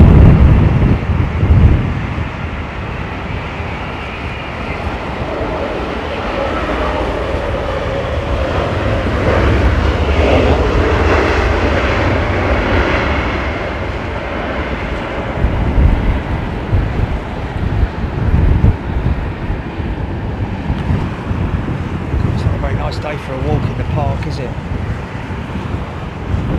Oh, it is if you've got all your gear on, isn't it? If you're all fully coated up like I am. One wiper. Look, let me show you quickly. This is my adapted motocross slash snowboard goggles, folks. Look, instead of having to go on my glasses and they're getting all water and steamed up, all I do is this.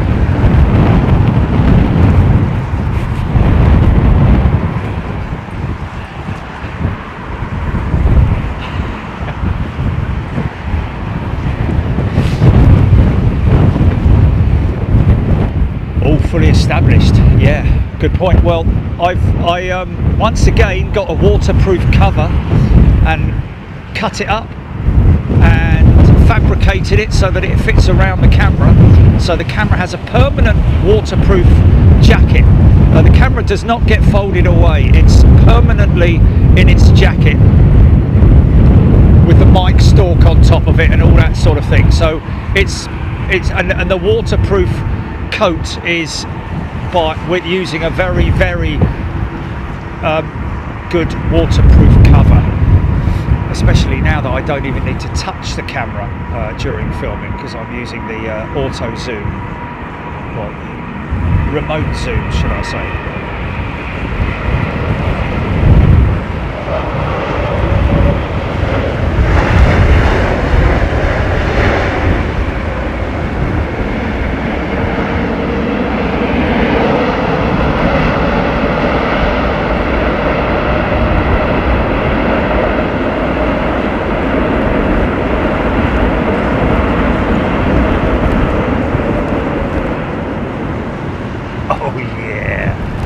Oh, I love that, man. Did you get that, folks? Did you hear the full reverse there, man? How cool was that?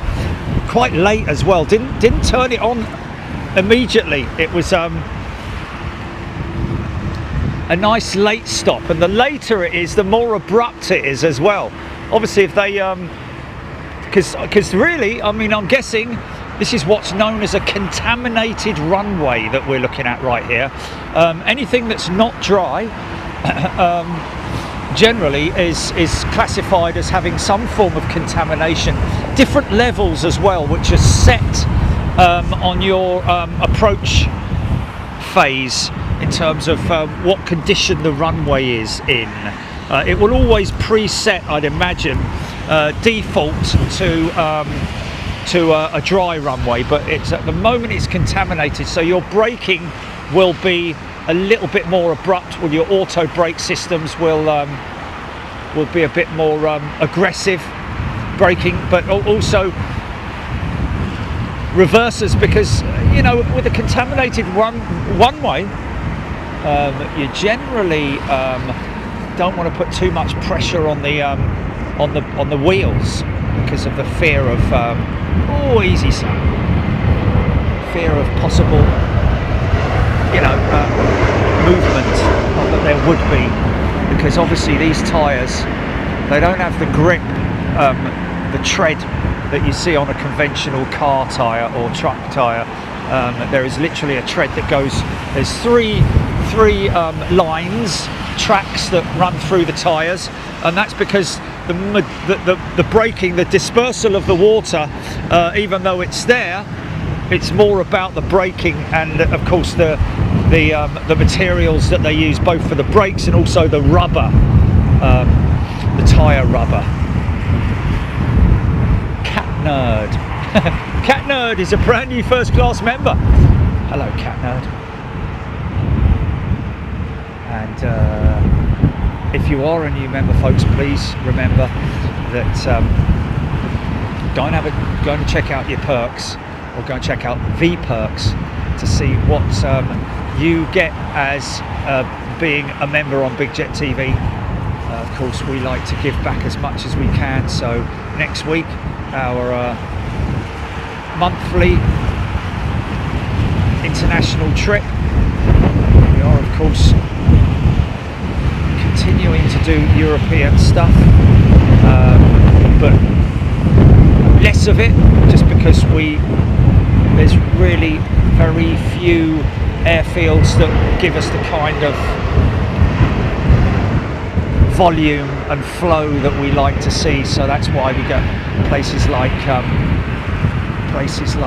Frankfurt, Schiphol, you know, big high volume numbers there in terms of in terms of aircraft. Let me just see if I can just switch these around.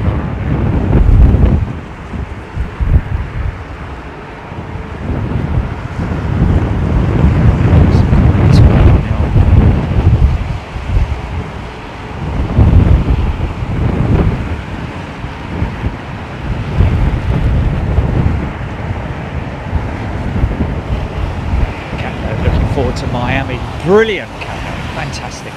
Get involved in the chat as well, folks. If you're new to Big Jet TV, please don't hesitate. Don't feel like, you know, you're walking into the pub in the cowboy films where a bloke stops playing the piano as the cowboy walks in and everyone looks around. Who's that?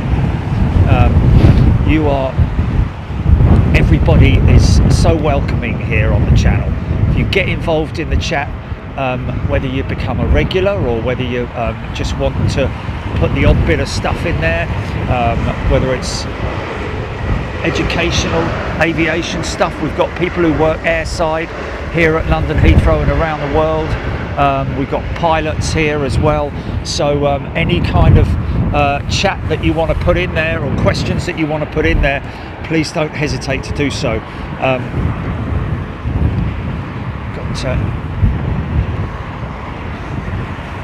Rolls-Royce engineer as well. I think he's been quite busy of late, but he comes on and gives us information as well. But of course, if you just want to hang around in the some people call it, okay, we've got Qatar Formula One livery, 2 out, folks.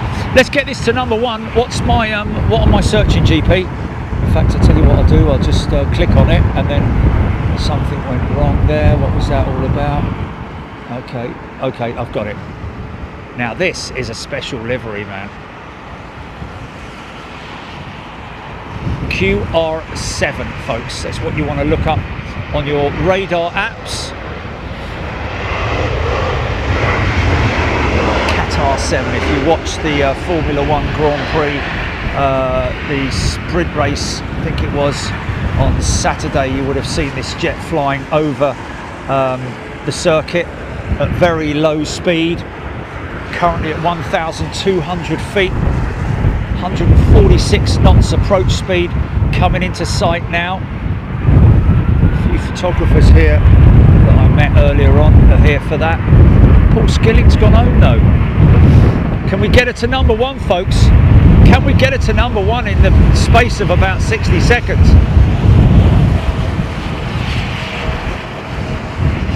900 feet. Stand by for your thumbnail, GP.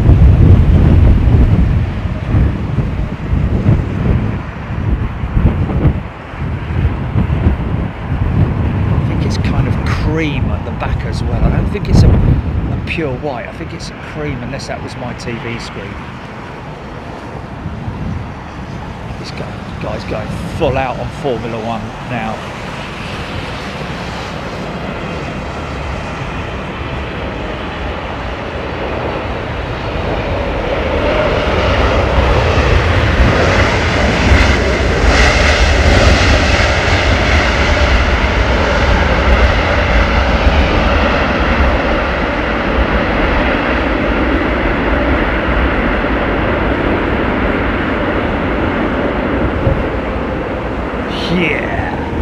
Wouldn't that be good if that was that fella that I met at Starbucks, Gilly, eh? Oh, he's on the 350, yeah. How cool was that, everybody? Eh? Did we get him to number 1? Did we get him to number 1 or not?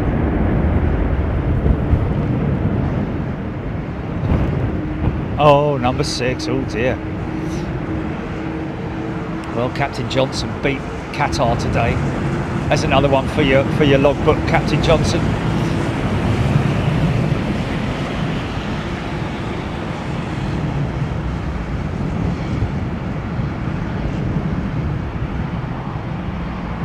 Yeah, she's a good-looking jet, man. Love the way they've done that. Just goes to show their investment in Formula One is pretty damn big right now. Used to be Emirates, didn't it? Didn't it used to be Emirates?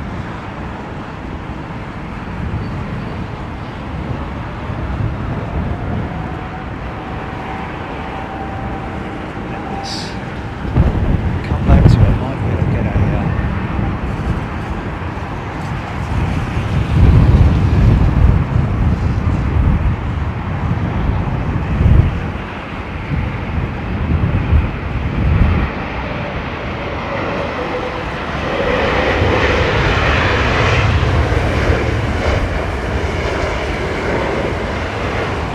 A319s are active today, aren't they?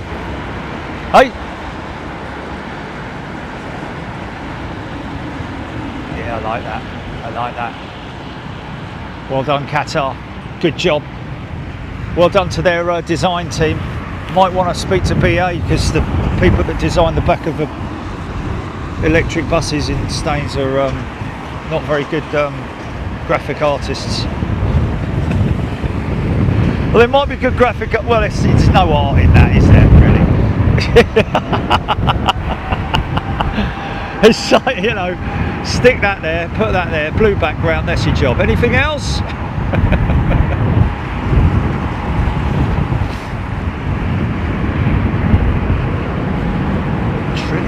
Engine run. I think what you're hearing there, Trinity, is just an aircraft going out of 27 left. They are screaming out at the moment. Of course, the ingestion of all this moisture extenuates.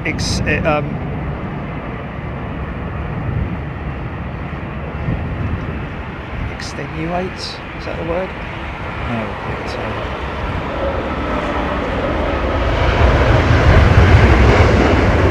increases the audio, should I say, yeah. The current atmosphere, because of the low cloud as well, creates a lot more noise, which is fantastic, isn't it? Zusa, 1944 Emirates Wimbledon livery. Okay, we won't be here at 1944 Zusa, unfortunately, sorry.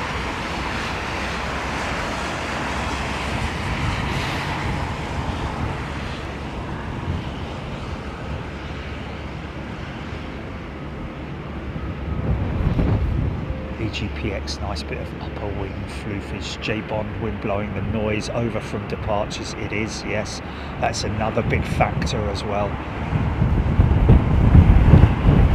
Rampage, it's available for the sim downloading now. What's that? What's that? Oh, the Qatar livery, is it already? Wow.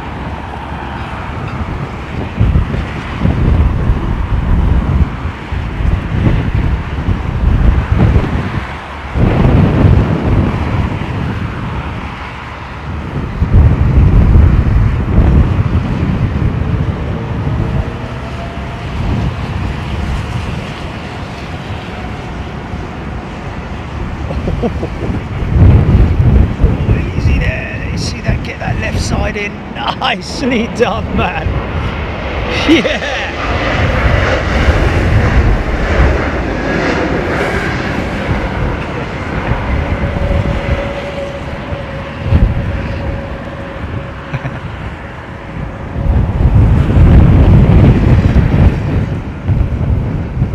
Autopilot, those are the new gunboat diplomacy ships. Turkey, Qatar, Emirates, Etihad, Ethiopia, projection of power overseas. Ships of 300ER and A350. New gunboat diplomacy ships. I kind of like what you're saying, don't quite understand it though. It sounds cool.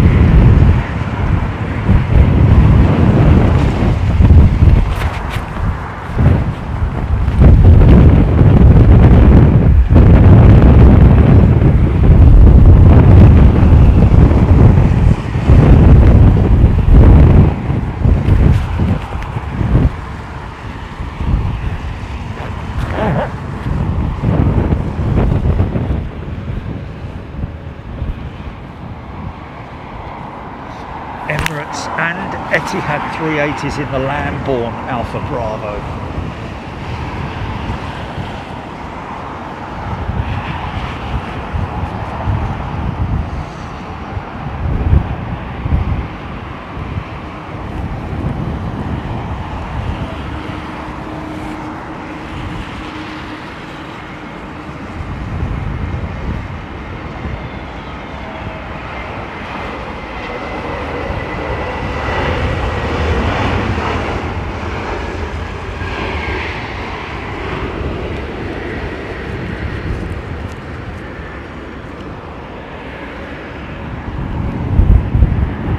How could you leave me when I needed you?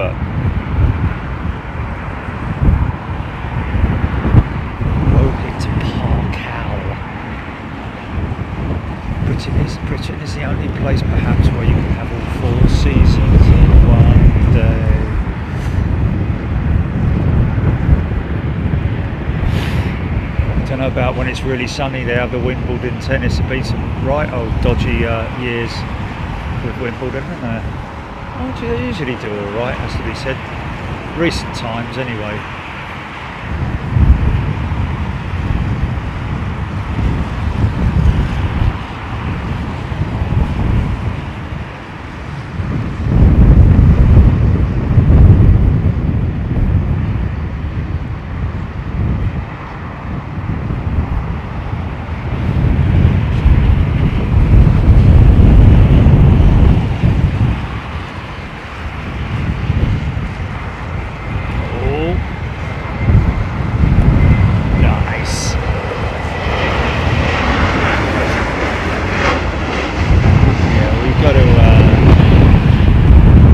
Got to go back through the archives, Jilly, and do some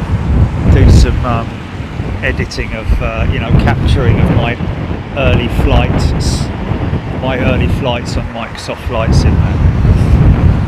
All the panics. I think they'll be quite funny to go through, actually. All the rants, all the panics, the shaking of heads, the questioning, yeah, the startling look of panic, the questions, why, how has that done that, all these lovely people being so patient with me, man. I find it amazing, actually, that especially all the pilots. Well, I think Shunkyung Lee gave up on me, didn't he? He'd had enough. I think he ran out of capitals, didn't he?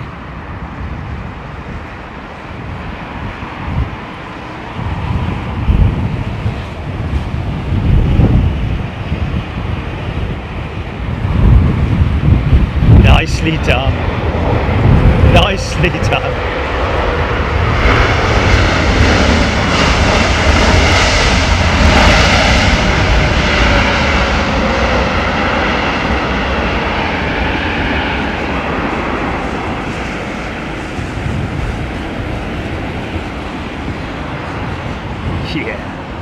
Yeah, man.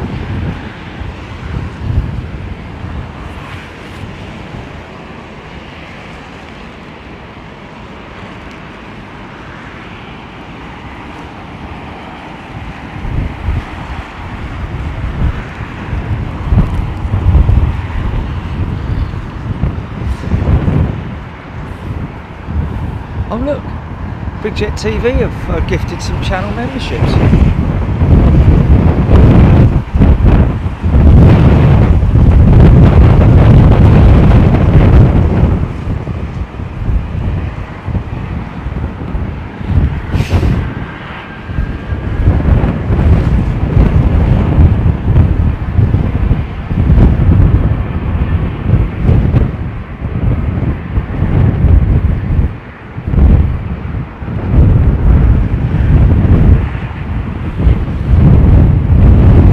They will have seen the runway a long time before we see them, folks. The intensity of these runway lights these days are incredible. Probably see from about 4 miles out, maybe. Caught out a little bit there, mate, didn't he? Come on, Lufthansa, you can do it, son.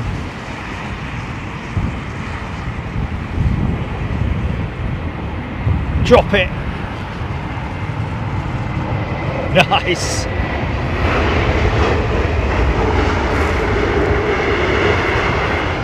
Would have felt that though, man. Would have felt that in the cabin. Incredible how the A321 is now classified in the same kind of group as the 787-800, the A330-200, and the 767 in terms of its capability. Well, certainly the 757 as well. In terms of its, but what's interesting is the 787 I mean, it's basically competing, is what I'm saying. Obviously, it can't carry as many people as the 787 and the A330-200. However, in terms of its what it looks like on paper for the operators, not high density routes per se, but transatlantic stuff most definitely. It's winning the hearts of many, isn't it? Especially the XLR, the extra long range 321 is what I'm talking about in terms of the range capabilities. Now knocking on the door of wide bodies like the 787 and the A330. So I think Qantas actually announced, was it yesterday, that they're going to be introducing the 787 and the 321 XLR on some specific long haul routes. Oh, this guy's having some fun.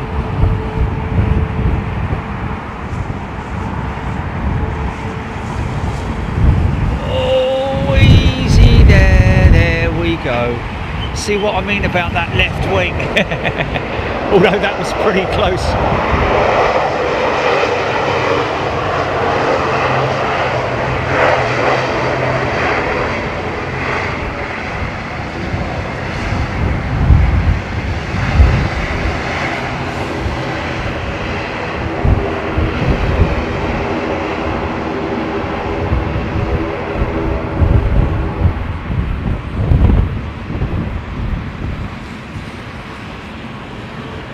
Shut the number one down.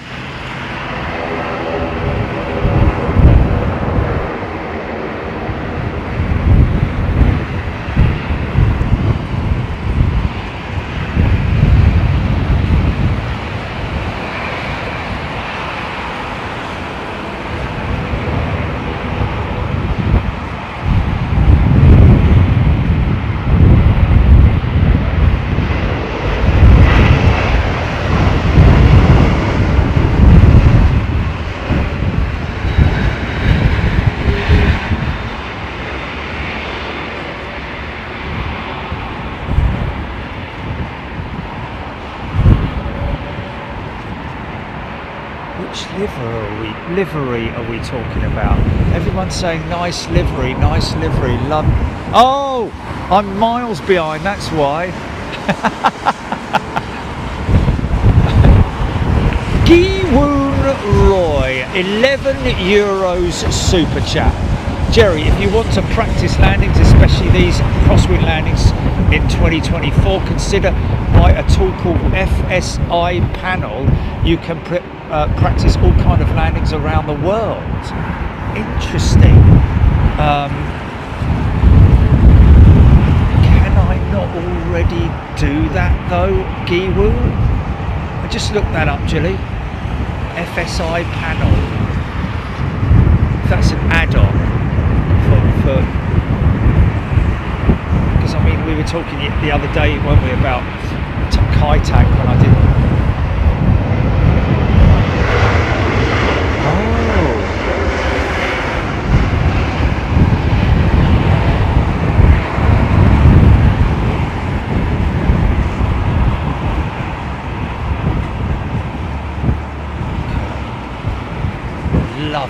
Lovely smell of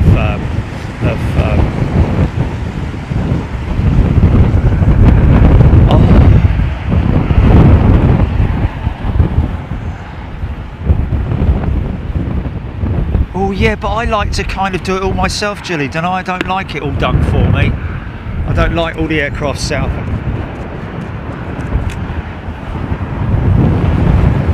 Yeah, a certain altitude. Yeah.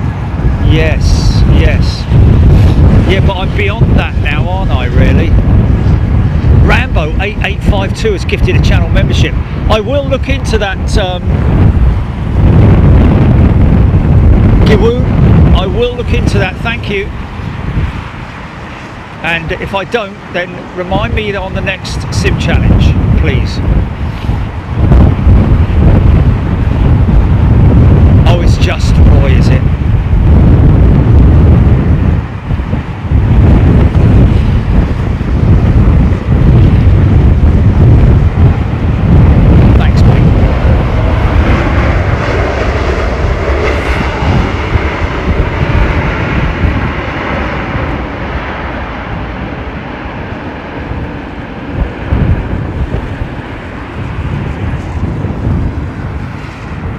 Okay.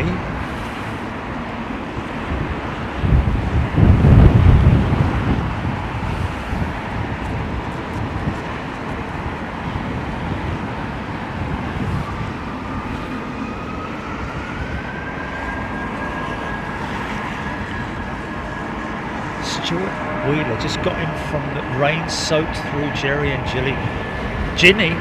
Admire you guys for doing your live shows in any weather. Thank you, Stuart. Well, Ginny is nicely wrapped up in her house. It's contrary to belief that some people actually think that Ginny is seated in the van, freezing everything. Can you imagine doing that, man? Alex Jacobs has gifted a channel membership. Thank you, Alex. You wouldn't be able to do it because you'd be moving around all the bleeding time.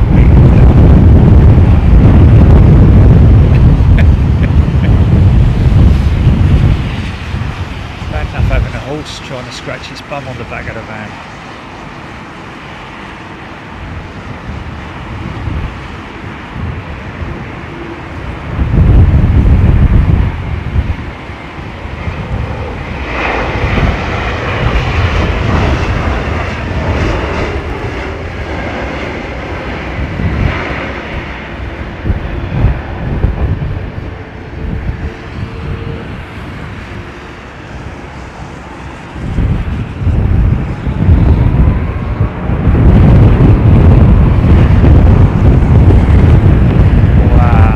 Did you hear that power up then?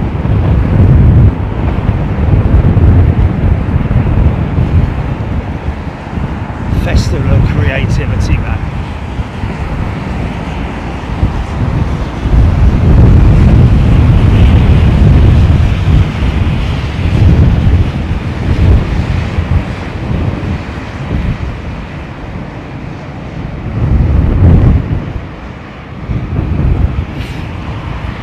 Yeah, that ain't the case though.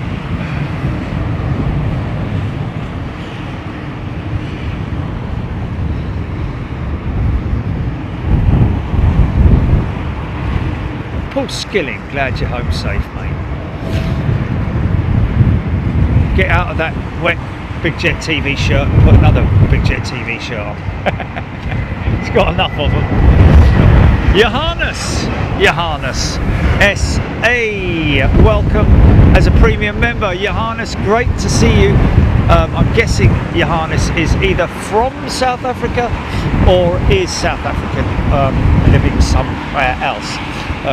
Hello to you, Johannes.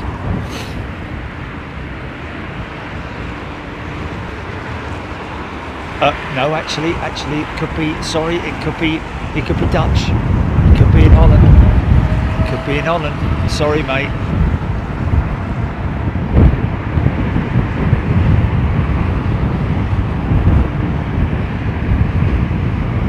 I thought he was climbing then.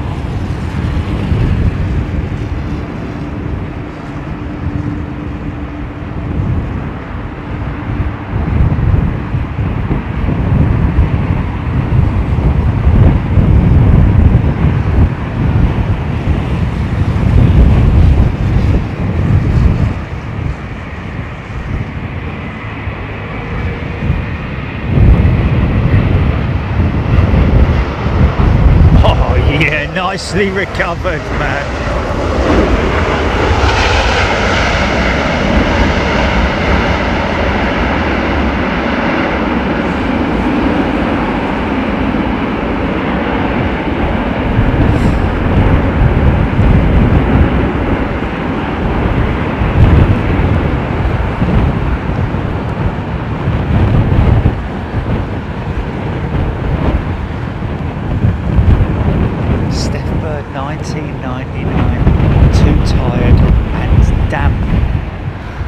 Oh yeah, she got watered on, didn't she? You should put that towards maybe a wetsuit for your next flight. Thanks, Steph. Much appreciated. Will do.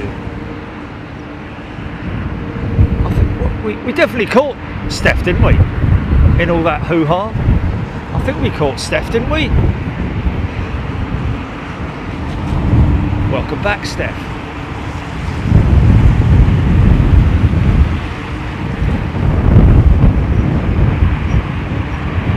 I don't know how you sustained that for however long you did, Steph. But surely you're going to speak to the cabin crew and get that either resolved or.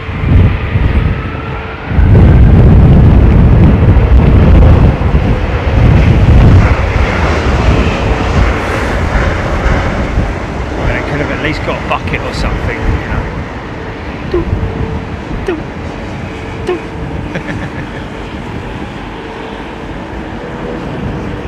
I'll be out of that seat like a shot, mate. That was crazy, wasn't it, Gilly, that time when all that water started coming out that overhead, and it looked like it was coming out of the light attachment, wasn't it? Was it running down something or something, and then yeah.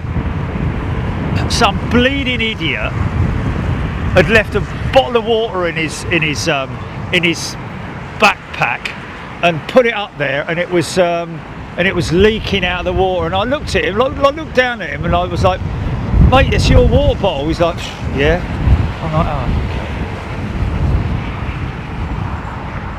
okay." Anyway, whatever.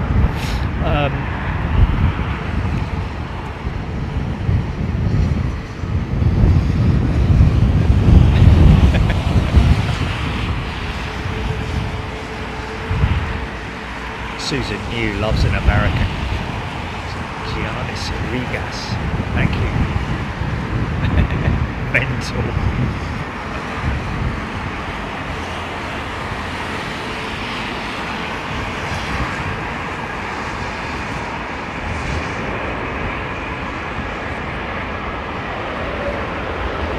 Yeah. 780-10.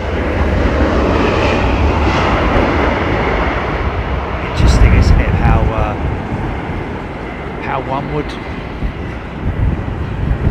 think of the 787-10 being a competitor towards the A350-1000, but it is only, it's just a little bit longer than an A350-900, so it doesn't come anywhere near the 350-1000. One phase. Oh, here's a big one. Here's a big one. Here's a big one. Runway in sight.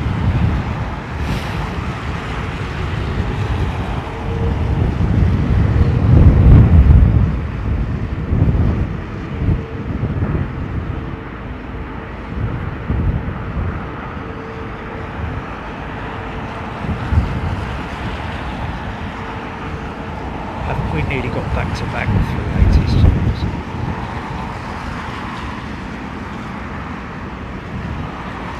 Etihad as well, I think.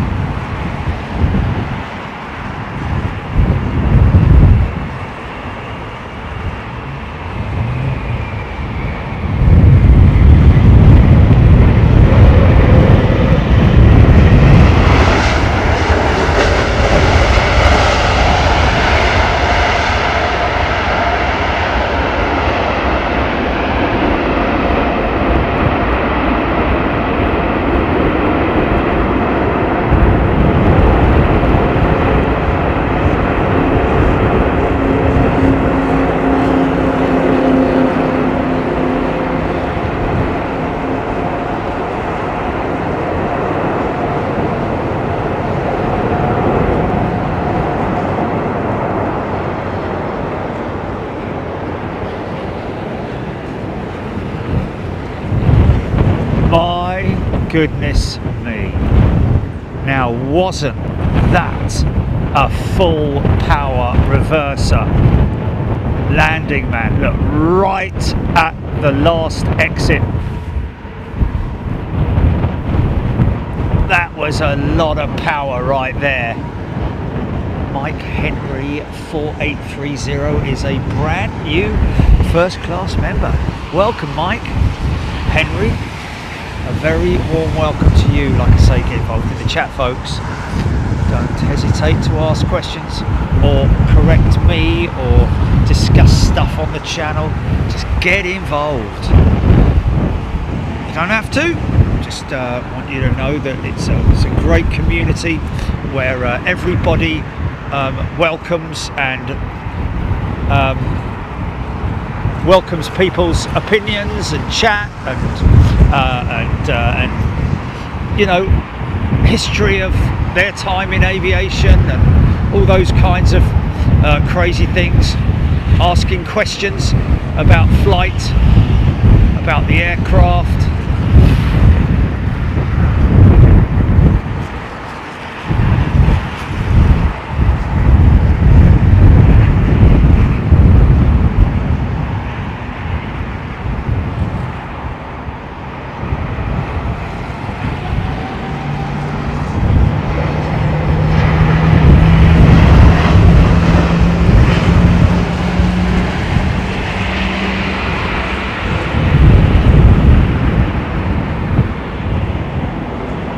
That Cathay starting. Thank you, Emma Lewis. Aaron Thomas got another 380 inbound. Big fella on his way in. Tom Electronica.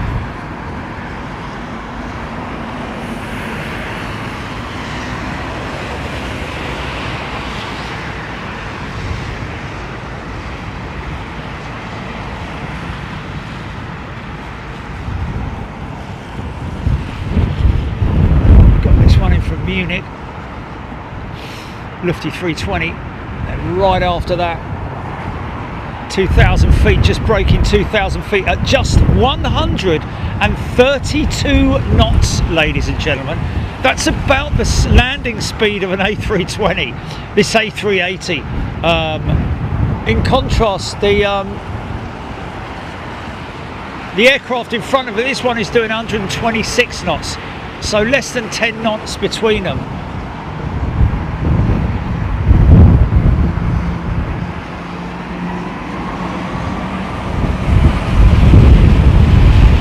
Right now the auto throttle's working overtime to keep that aircraft at the exact speed.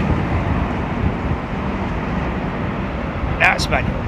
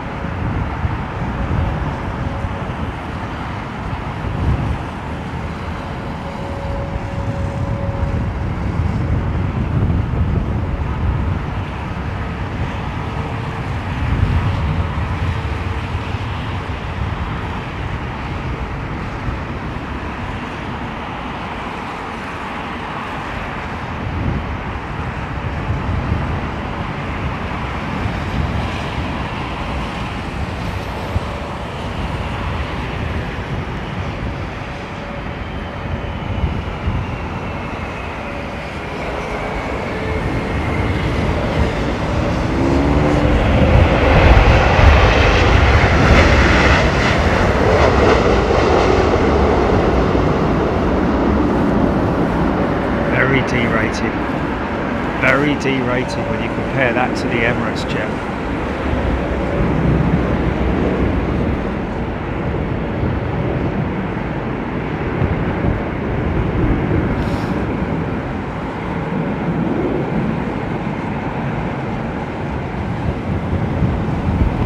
Long socks and braces. I do have heated pads in my boots. They're pretty decent, I've got to say. I can still feel the warmth. They were really actually sometimes they can get very hot, these hand warmers and boot warmers and things like that. My right hand is getting a little bit, I might go and grab a hand warmer, sling it in my pocket, but yes, the foot, they're literally like the sole, the insoles, you know, the insoles you can buy for your shoes if your shoes are a little bit too big. You can buy insoles. They are literally like them.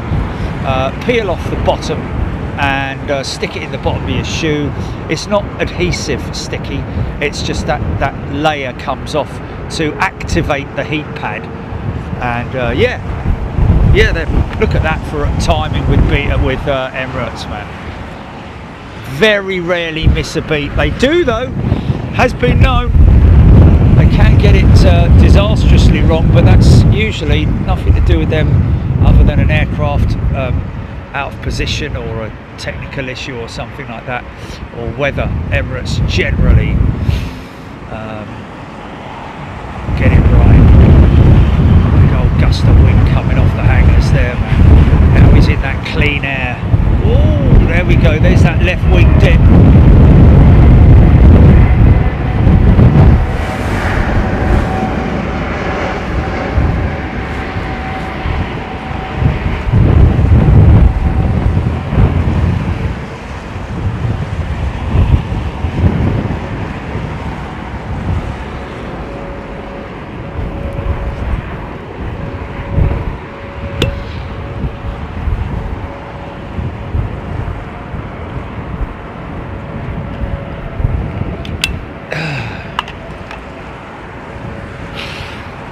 Boot size normally a little bit above what you wear for shoe size, so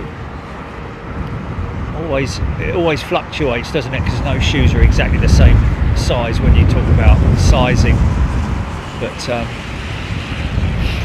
normally between a 10.5 and 11 depending on the shoe type really, but closer towards 10.5 I would have said. Stephen Dalton. Yeah, it was pretty eventful, Stephen. Wow, listen to that growling set of XWBs, man.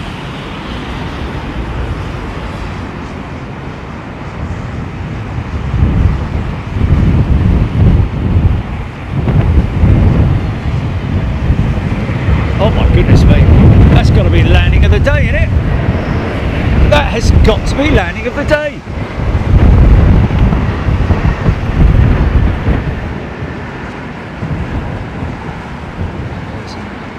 Clattering 350, 1000 XWB97 engines. Nice bit of a wind gust there, man. Like that. Wicked tasty. Come on, bring it on.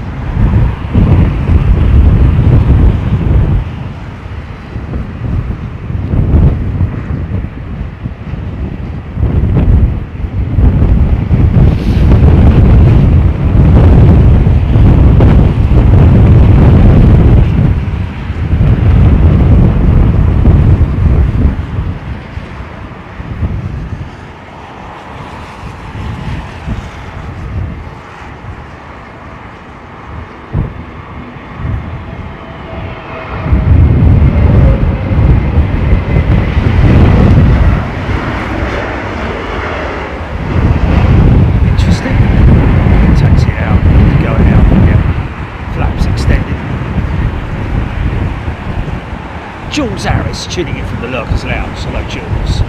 Gary Hasco, like butter. Listen to that. That sounds like a triple going out.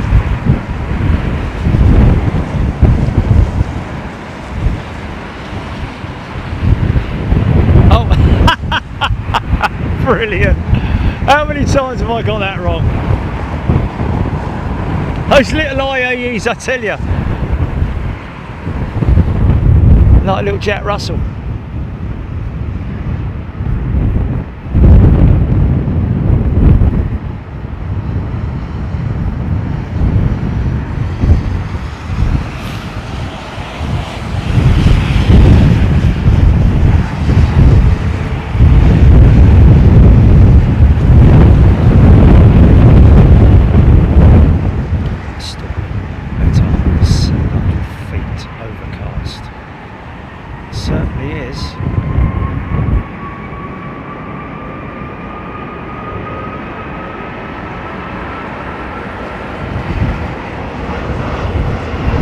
got to be a 330 in it.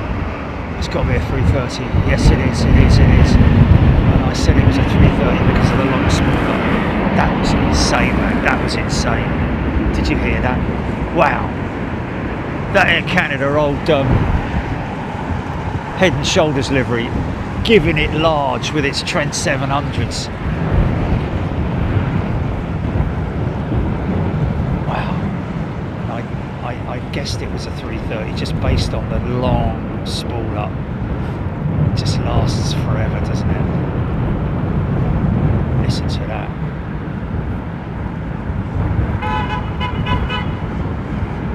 Oh, he's getting up there. Go on, son. Nice.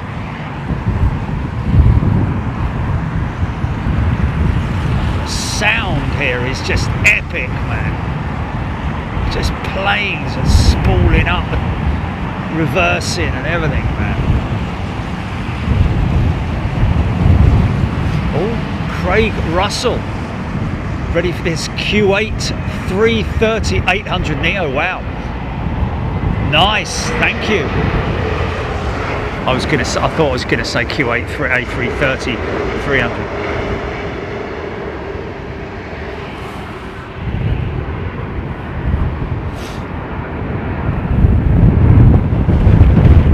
I did. I just said it.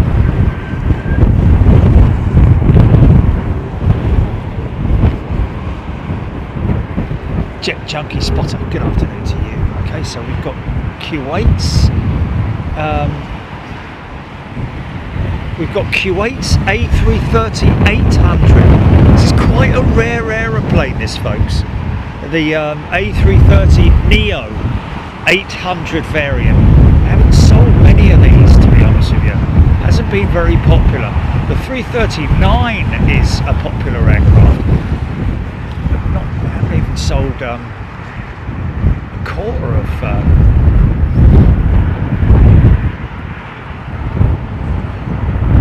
what's that?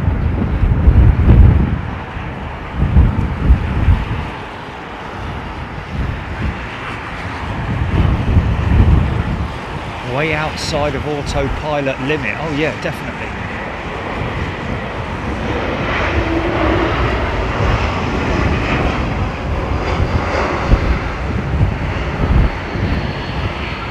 They would have done so much better with that A220 if it hadn't have been for the engine issues, man.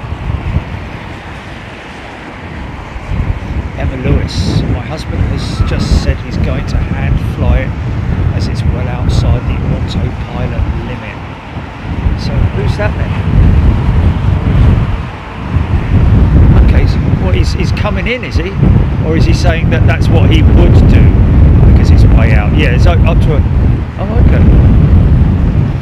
Okay, so what's he flying then, Amanda? Which aircraft's he flying?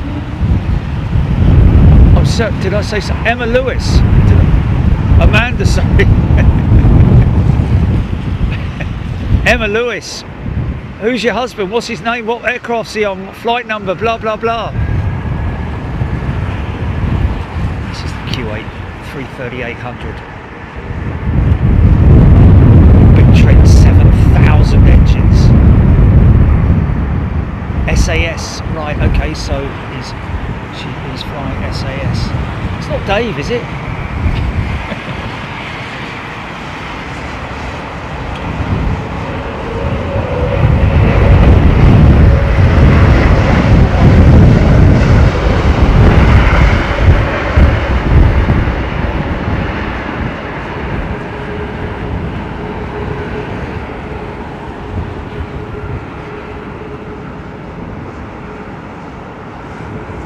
You know, I wouldn't be surprised if Virgin Atlantic aren't talking to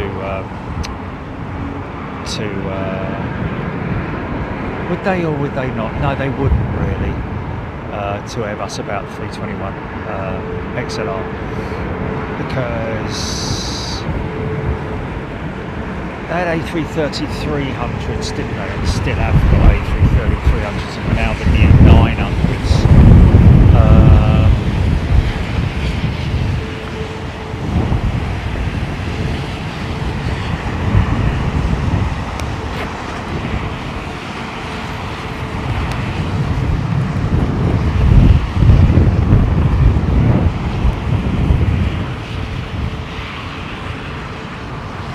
Copy, GP.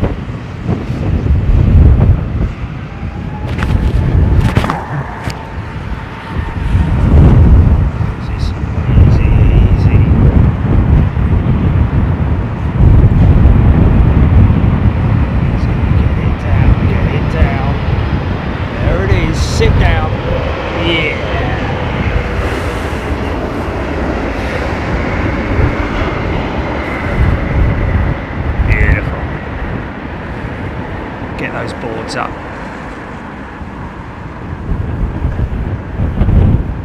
Nice clean set of flaps on that triple.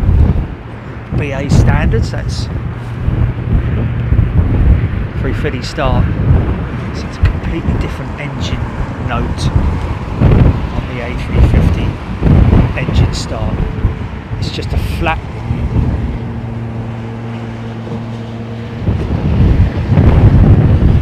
Sometimes a little bit of a, but it's not like the 90 where it lasts a long.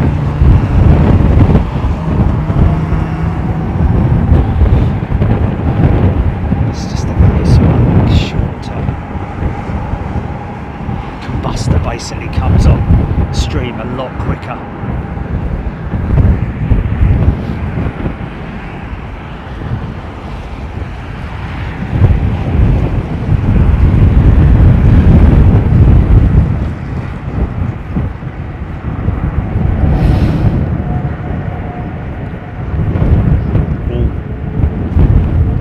Avianca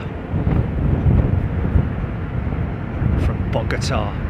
Now these guys have been known to give it large on the reversers. Thank you, Craig Russell.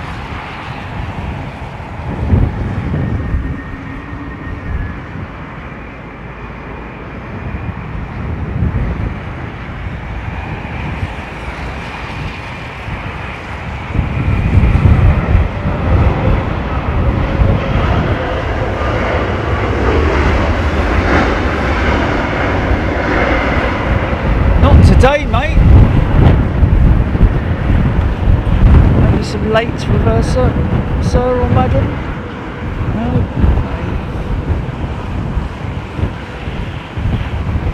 No, give it large. Some of that.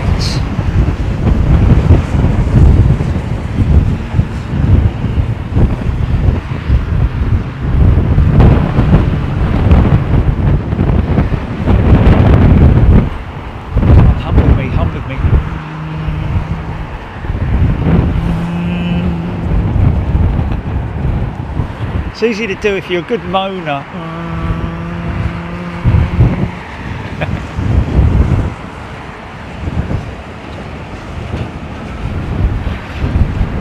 Jana Miranda, good morning from Arizona. Love these misty landings.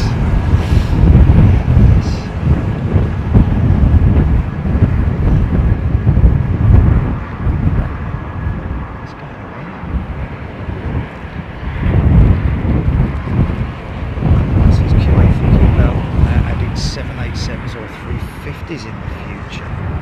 The future.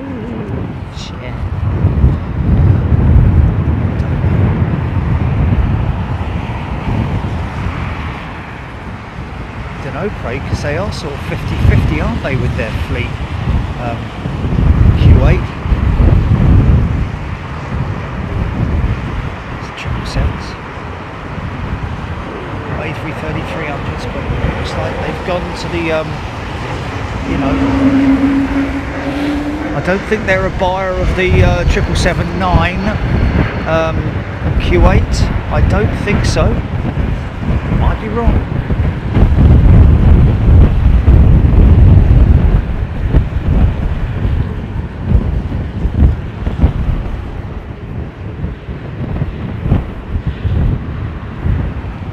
It's like a glitch, Jilly, look, on Microsoft Flight Sim at Heathrow there.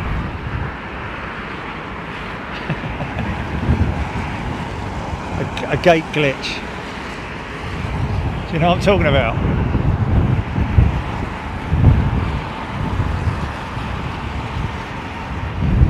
Easy, son, easy.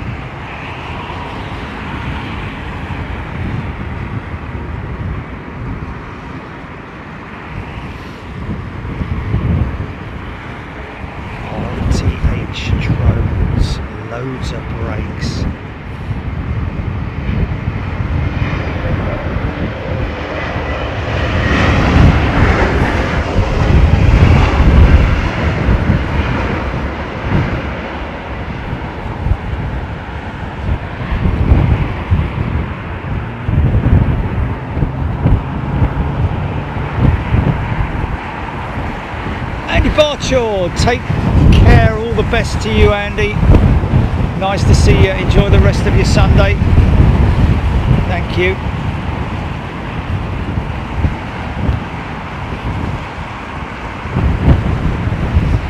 Roy, just Roy, which version of Heathrow do you have, the default or the INI builds? I have got the default, Roy, because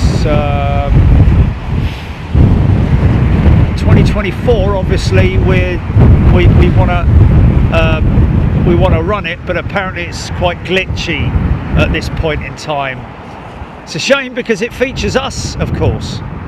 Features me on the van in 2024, which we're not able to show at the moment because we're not using 2024, we're still using 2020.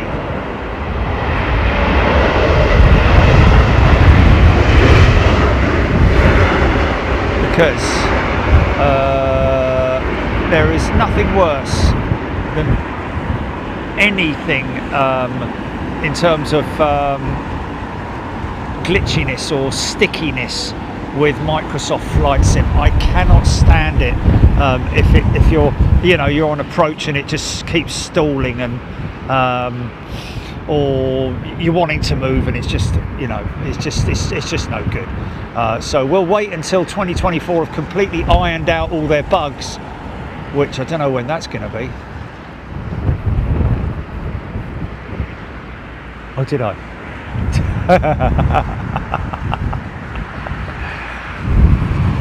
Yeah, it's definitely, tomorrow is definitely going to be Monday, man, I'm telling you. 100% going to be Monday.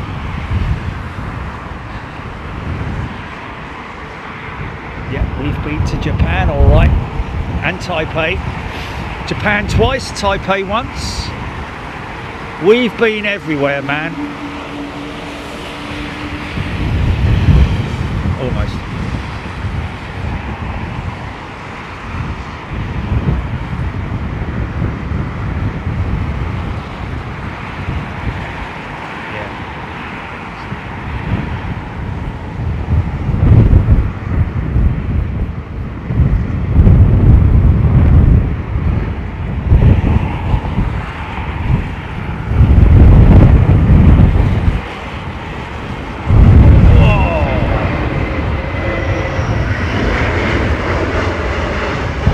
A pilot once told me that they had a wind shear warning once they'd landed as they were rolling out. That obviously the very early stages of the rollout, and he overrode it. He kept, because the aircraft's on the ground and the landing is the procedure is happening. You don't really want to be going around, do you? Unless, like that guy, that 777 on the southern runway that nearly ran off the runway that we caught doing the touch and go.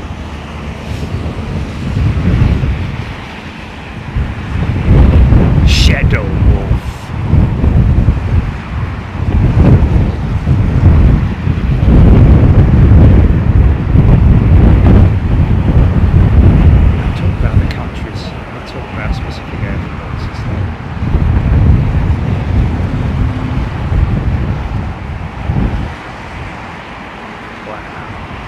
Almost like somebody's operating it like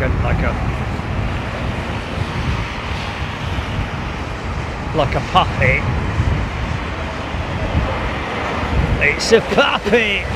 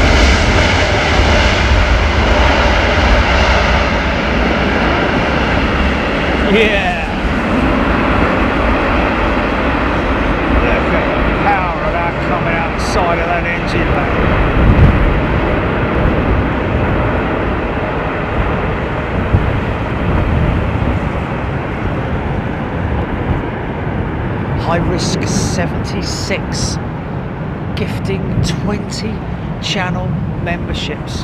High Risk, thank you so much. That's 20 very lucky people, man. 20 very lucky people who are going to be joining us in Miami. Some brand new ones as well. Pacermum, there's Pacermum, £30 super chat. Thanks for the great show and keeping me smiling whilst I recover from total knee surgery and MCL ligament tear. Keep up the great work. Thank you, Pacermum. Thank you so much, and wishing you a speedy recovery. Torn ligament repair, MCL.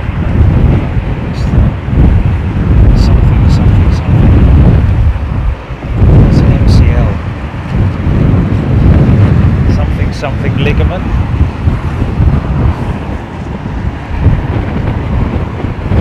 It's horrible, whatever it is, mate.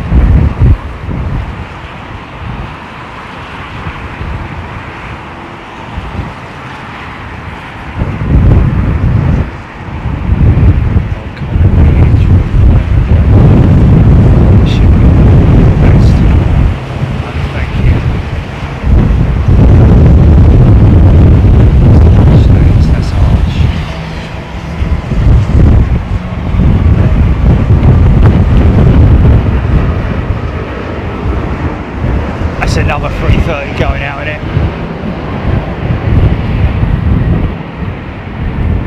No. Yeah, it is. What was that, 350? It looked like a 339. Might have been a Virgin 339. Those Trent 7000s are a little bit perky when they start up. They're not like the old 700s. Medial collateral ligament. Something ligament. Not very nice, whatever it is. J-Bond, blooming painful. Yeah, got to be honest with you, man, I'm living with this bleeding torn rotator cuff, and it's obviously nothing like that. But it's restricting me to certain things. For instance, getting my bags in the overhead bins. I could just about do it, man.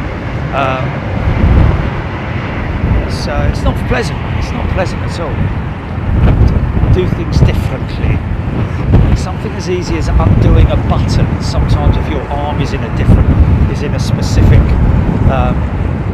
basically can't lift your arm any further really than your shoulder, your elbow up as far as your shoulder. And it's not fun. It's not fun. I've got a consultation coming up when I get back from Miami. With any luck, that'll be a relatively quick diagnosis and repair by way of a cortisone injection, which I've been recommended by a friend of mine who I play golf with, who used to have it. He had it for 18 months. Absolute agony. Went and saw this doctor, this specialist, and within 2 days it was gone.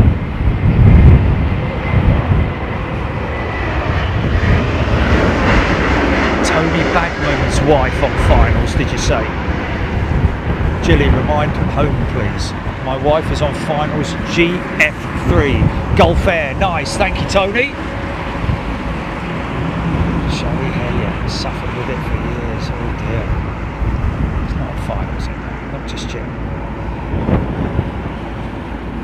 Yeah, not pleasant, man. Anybody who's suffering any kind of pain on a daily basis. Okay, who fancies a little bit of Egypt Air GE90 starter? Sometimes they fire them up on pushback, you know. Clear to start.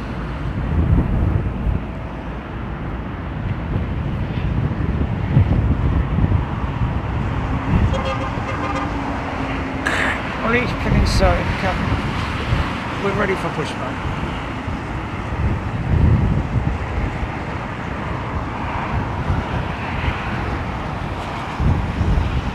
pushing back. All areas cleared. Start at will.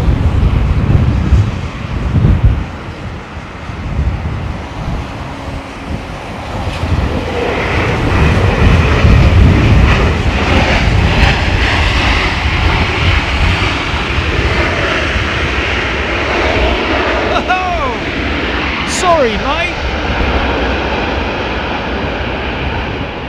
Sorry, mate, I missed you. How rude of me. Just assuming that you wouldn't give it large.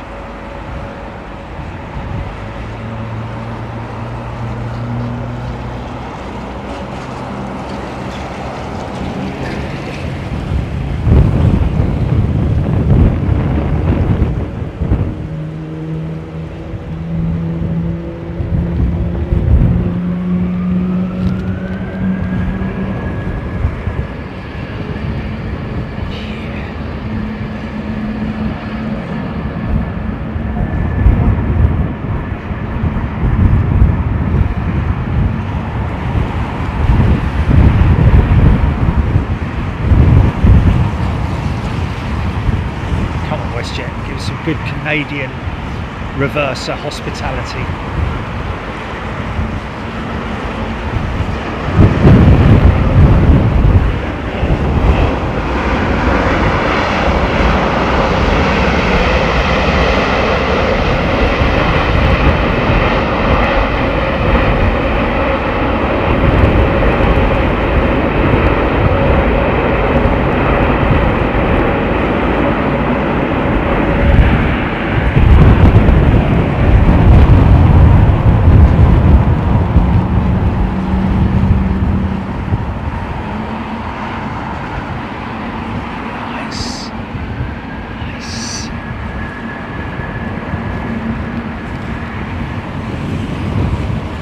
Virgin, isn't it?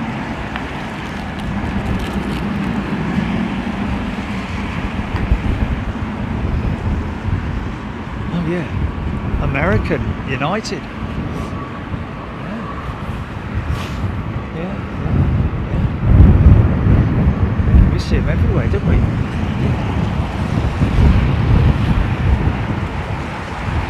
JD here, tuning in from the Canadian Rockies. Wow.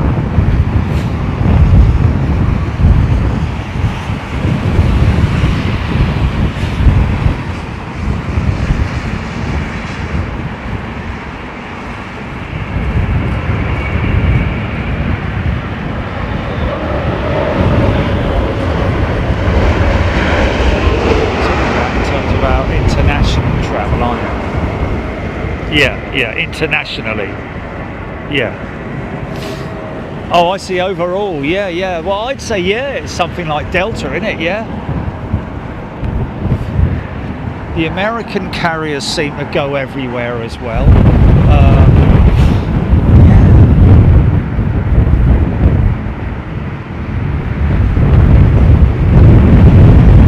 Dean Vid, does the reversers shorten the longevity of an engine? Obviously, they try to minimise the amount of, like BA, for instance, a very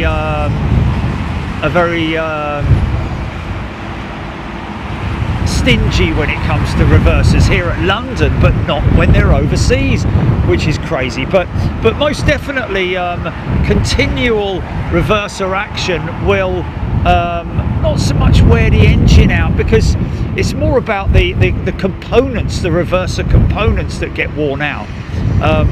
Because all it is a set of blocker doors that open, that close, and redirect the air from back out of the back of the engine to out through the side of the engine.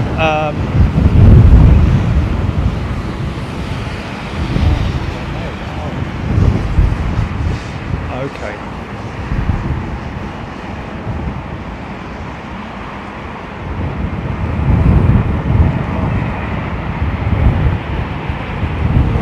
Dave loved that thing yesterday, by the way, folks, with when we caught his landing and the woman went up to the flight deck afterwards and said, "Who's Dave?"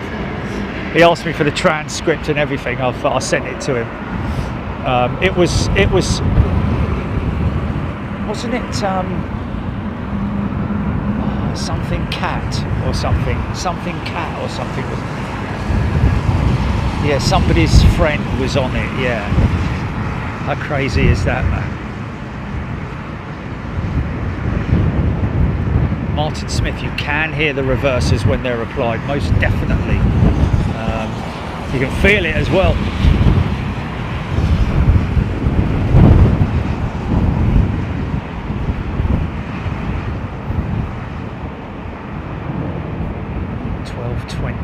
Was when I first mentioned that post, actually, that chat at 12:21. If you look back on it,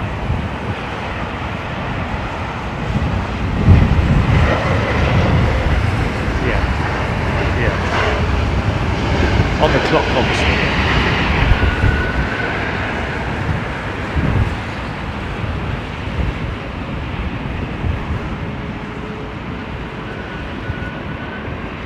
Sabira, never a dumb question, Sabira. When it comes to landing and takeoff on the same runway, who gets priority? It's all about the air traffic control. Everything is controlled by air traffic control, unless there's nobody really gets priority, but if you're very late maybe and they can slot you in, maybe they'll do that in front of the, if you can go out, intersect your departure as opposed to waiting behind all the other traffic. If you can intersect, then they'll work with you on that. Becca T, that was it, yeah.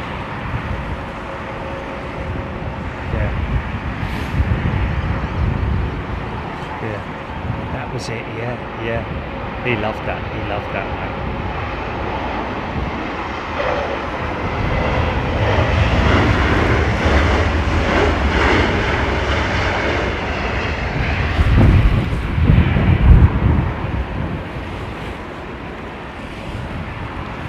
I don't think it was a member, was it? I don't think it was a member. No.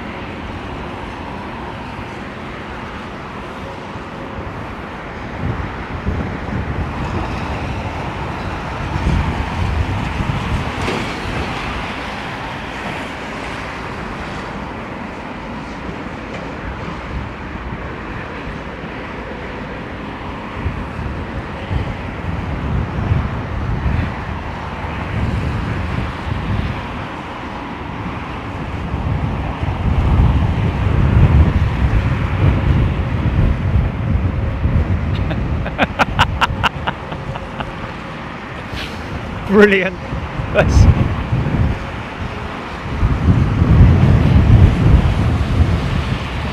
Yeah.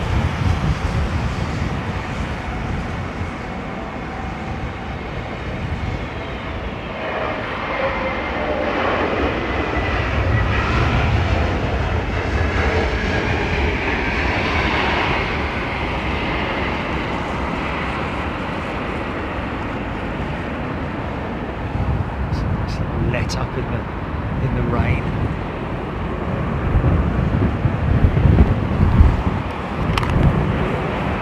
Skip bibbidi boo wow.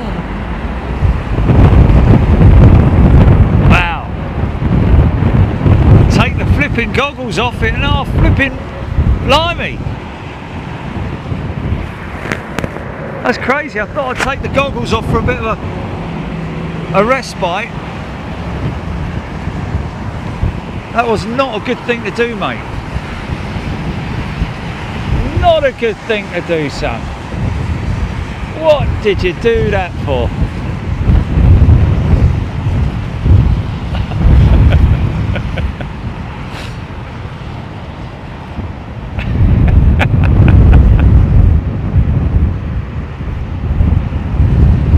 Oh, they're going back on, man. They're going back on.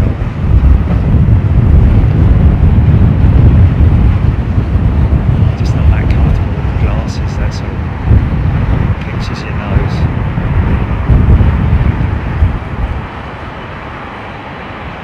Oh.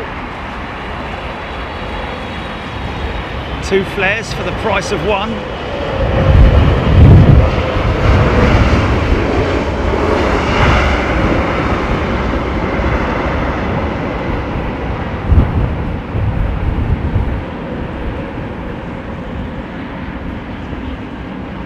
Where's our Gulf Air jet, man?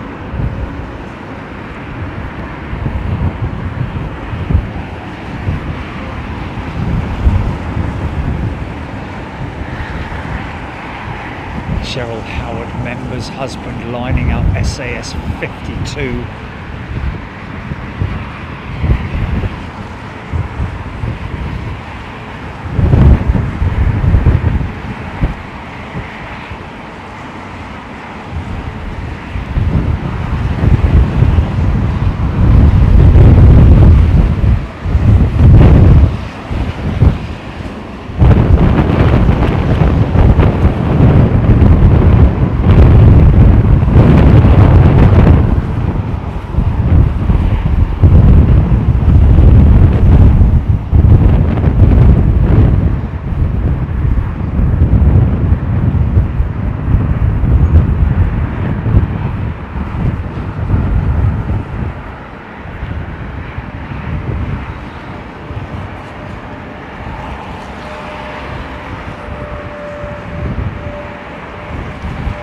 Oh, wow.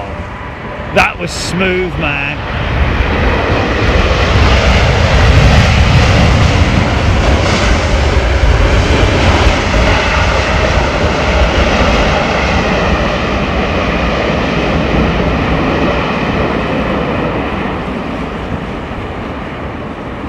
Oh, I hope he checks that one back later, or she, or they.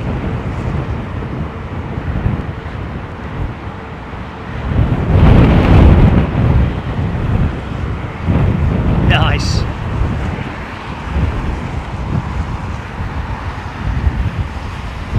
Okay, Gulf Air next. And she's on 1F, isn't she? So we're going to try, I'm going to try, folks, and get a close-up, as close as I can get. I hope she's got a light, her torch on her phone. Because that's really, at this speed when they're landing, is the only opportunity to see that there's somebody there, but we'll see how we go. Emma Lewis, that's Emma Lewis on the SAS, isn't it? Is it on the SAS? Husband on the SAS, yeah. He's flying it in, isn't he? He's saying he's going.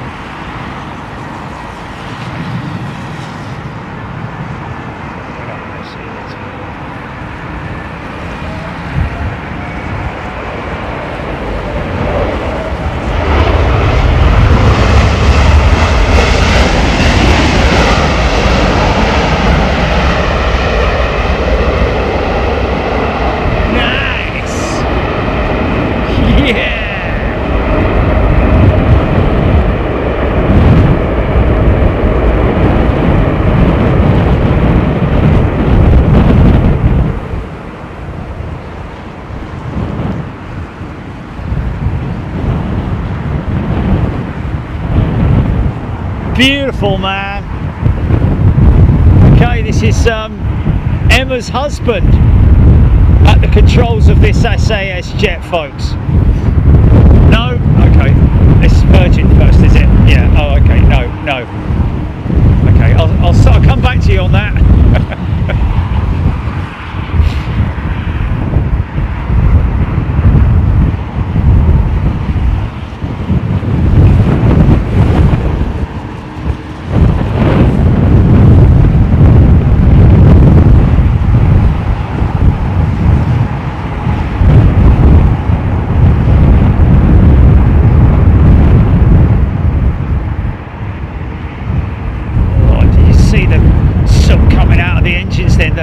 Auto throttle speeding the aircraft up just to get her across the line. Now she's sped up a little bit.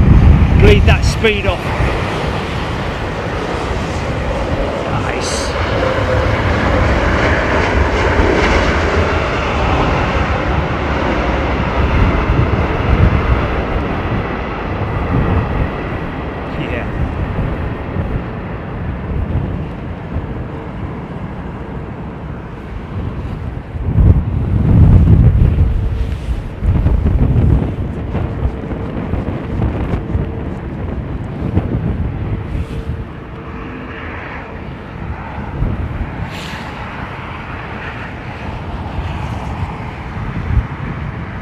Wow.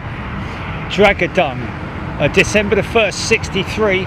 I was 4 years old and had just flown a Trans-Canadian Airlines DC-8 from Montreal to Trinidad, where father worked for 5 years for Tate and Lyle, I think. Not Tatar and Lyle, Tate and Lyle. For Tate and Lyle sugar making rum at Coroni Distillery. Wow, that's Bragadung, that's brilliant, man.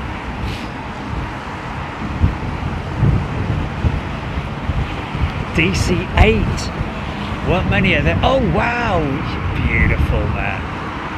Lucky you, mate.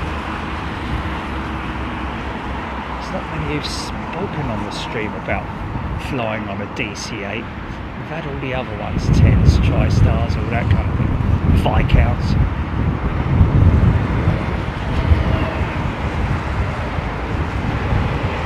Oh, nicely done. Very nice.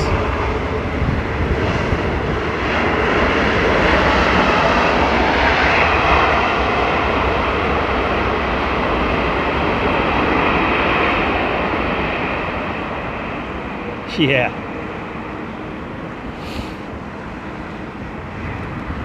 That will actually, I think, turn left and taxi up past us. Is he FO? Is he the FO?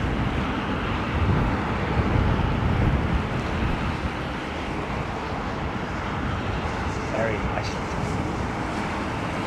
Right, we've had quite a few specials in today, haven't we? Oh, I don't know though. I might be going down and right. No, here we go. No, he's going down past the fuel tanks, isn't he? I think.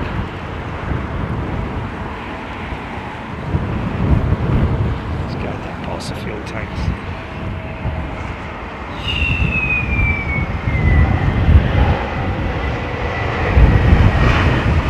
I did hold it steady on that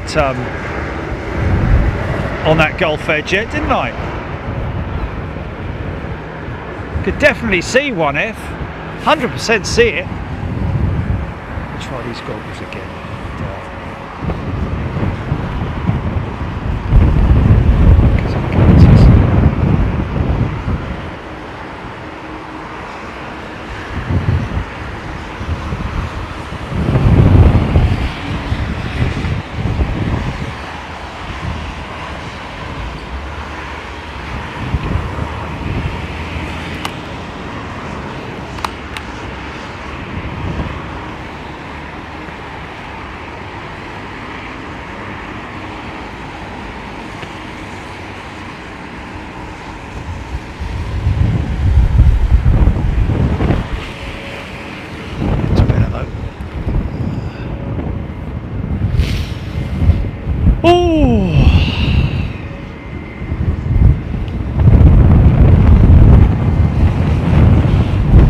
BA before SAS, was he?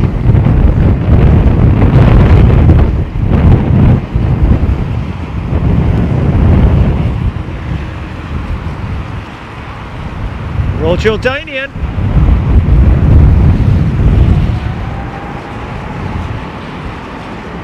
Haven't seen their new one since it came in, have we? We caught a glimpse of it and that was it.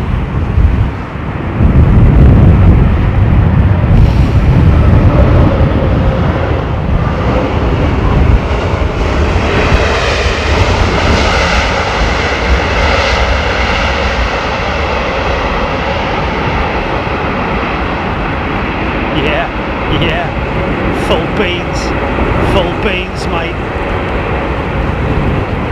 Nice. Yeah, still going. Go on, son. Nicely done. Beautifully executed. Right, let me do the.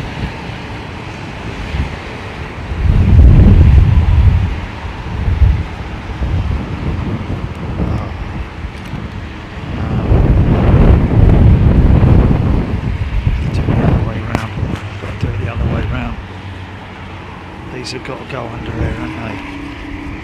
These have got to go under there. Oh, there we go.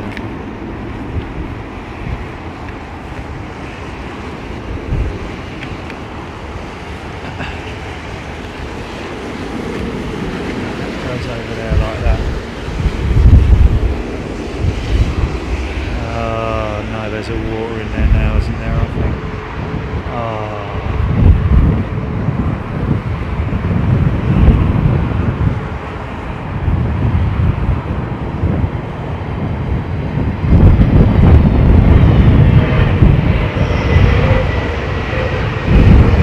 Sorry folks, just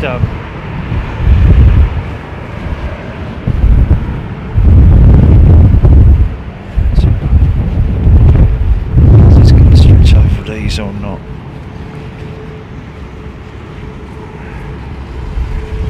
Okay.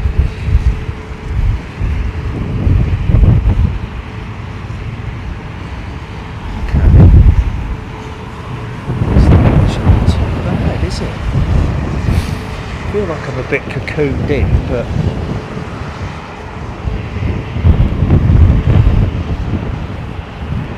okay.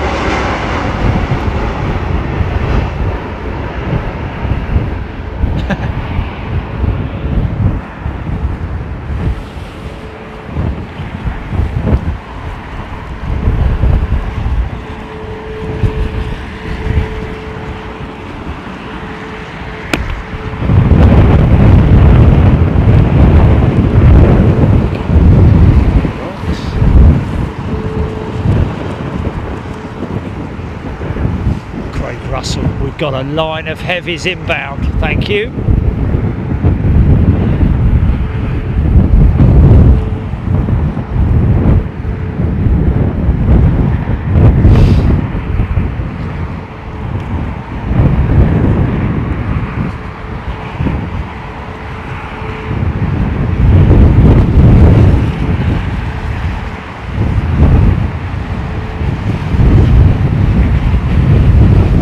Has definitely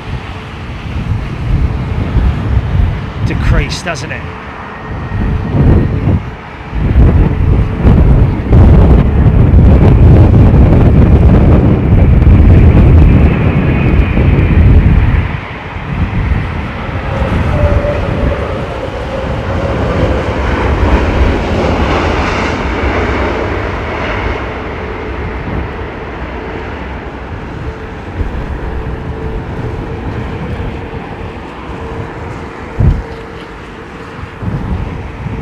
Slinger in the Lamborn.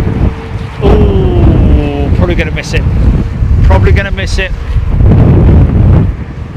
She'll be in on the southern.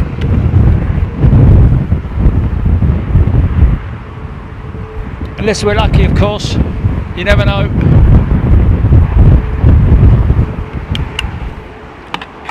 Okay, 255 is the ETA. Plane info, $20 super chat. Celebrate today, Jerry. Happy birthday. Thank you. Plane info, $20. Thank you.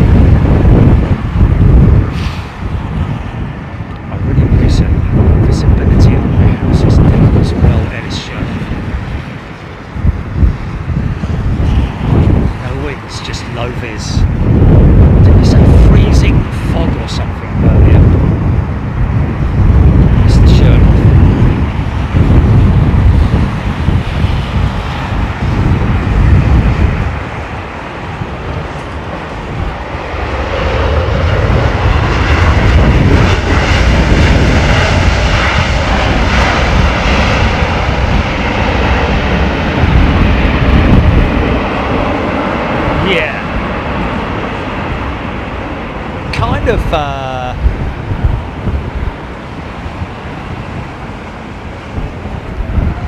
Derated. Oh, listen to that.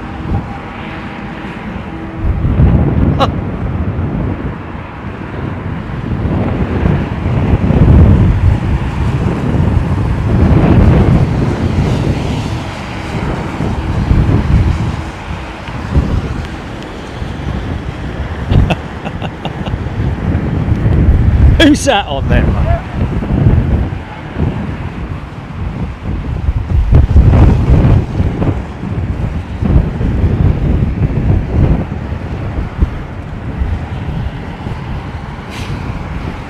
Pilot's doing an amazing job in these poor conditions. Jamie MacDonald, yes. Got a couple over there, I don't know where they're from.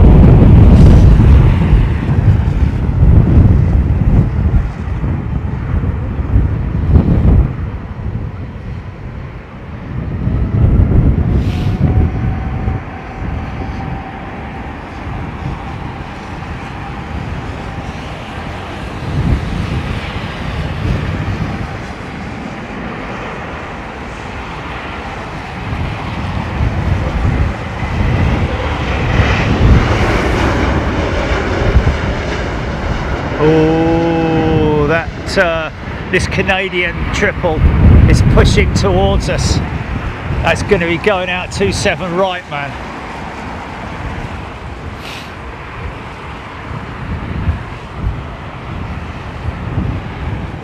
I think this couple down here are watching, aren't they? This couple down here, look.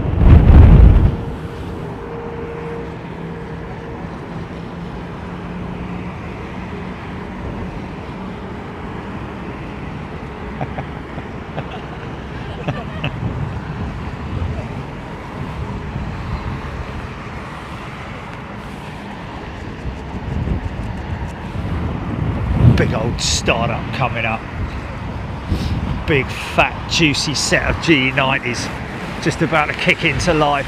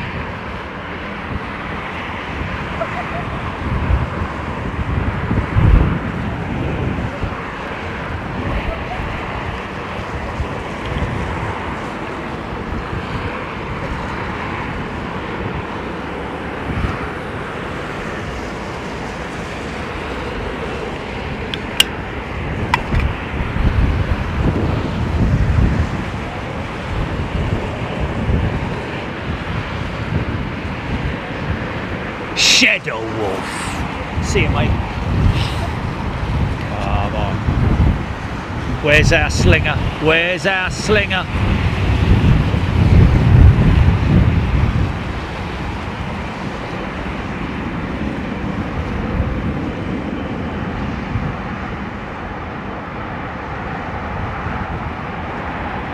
Oh, she's...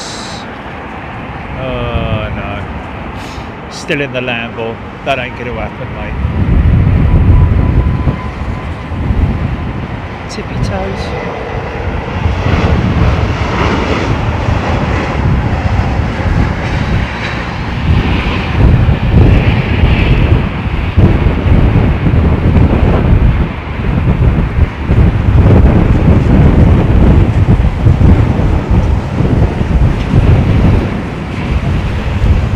James Taylor. Rico M380 L&M. Yeah, ETA's now 259. Thank you, Alan.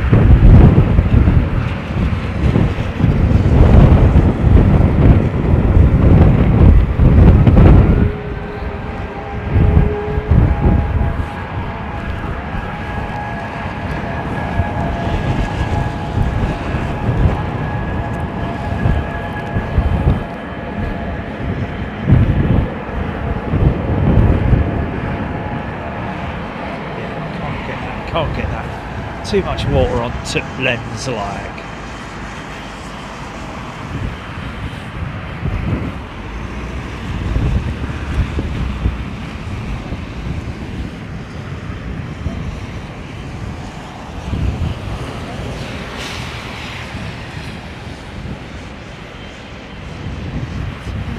Not really having too much of a problem, Martin. It's just the droplets. If I keep the camera facing south or west.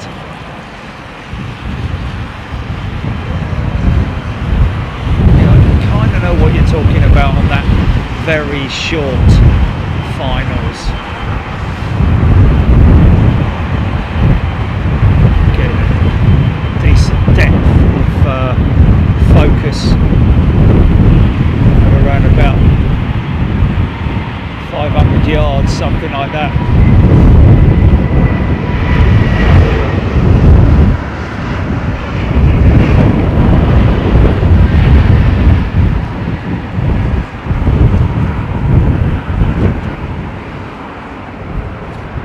Seen that land and now we'll see it take off.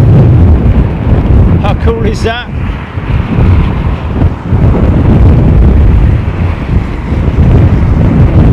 It's colder here in College Station, Texas than it is in London right now. Kyle saying, wow.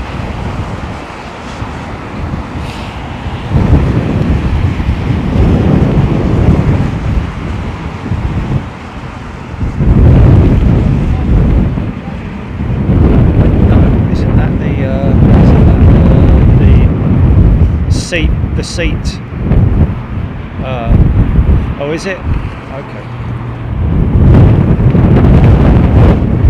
That's over 3 feet, mate. That's 3 feet, isn't it?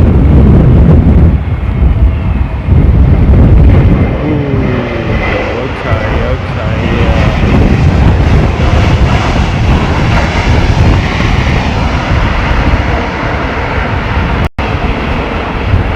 Is that American Airlines? Okay. And it's free. Why would they give something away like that for free? There's got to be some.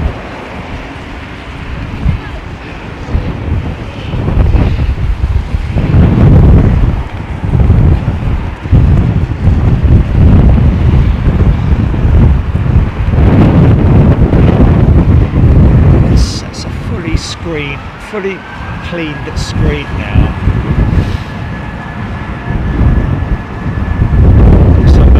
Tend to blur out as well. Oh, easy there.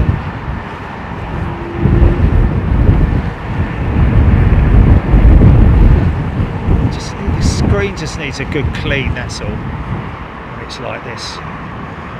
It's fine rain, isn't it? So it just floats about, this kind of rain, and it just gets on the lens very easily.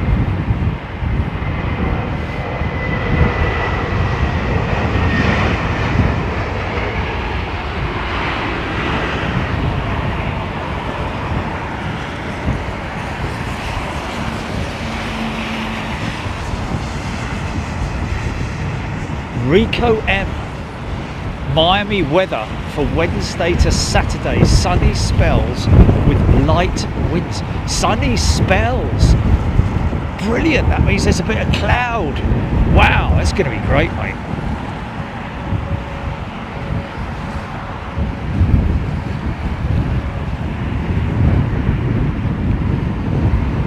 No, you see, that's what that leading.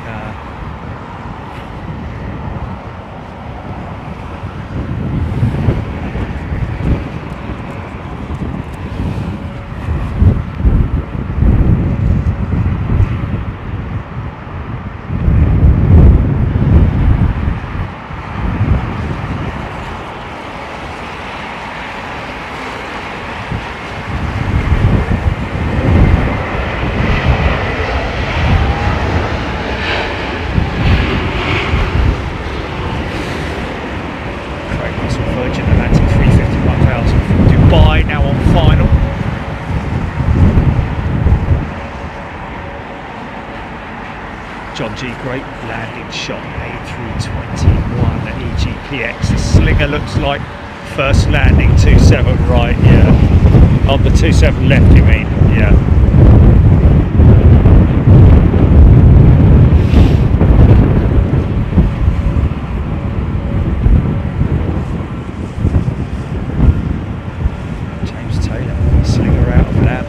Turning finals. Are you sure? Sure we're not going to get it? Turning finals, he's saying. Okay.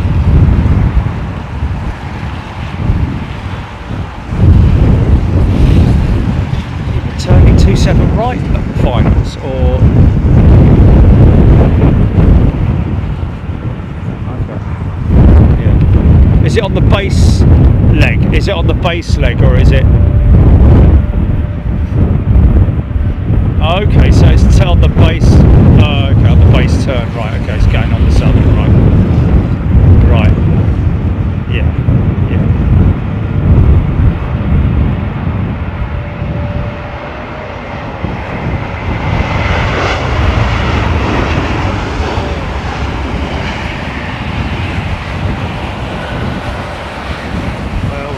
One big booming departure before I head off then, shall we? Who fancies that?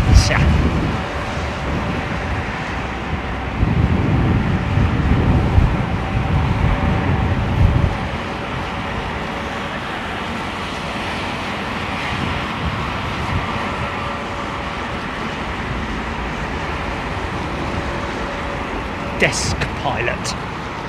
Somewhat windy it's been today, desk pilot. This is the final arrival of the day.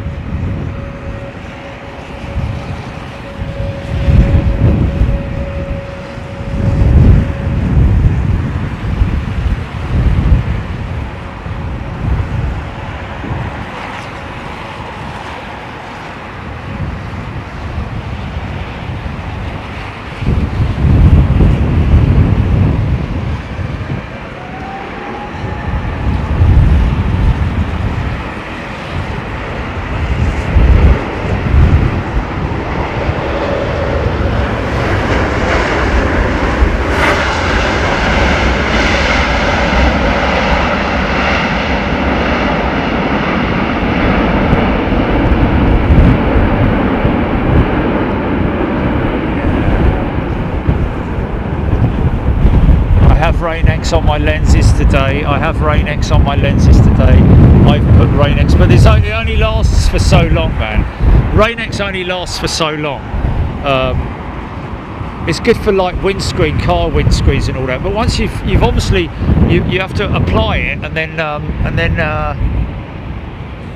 buff it and then apply one coat, allow it to dry, apply another coat, let that dry, and then buff it out so that you don't have any smearing. But it only lasts for so long. There's only so many swipes you can do before and to be honest with you, it doesn't. Rain-X works if whatever it is you're using is on the move, if you know what I mean.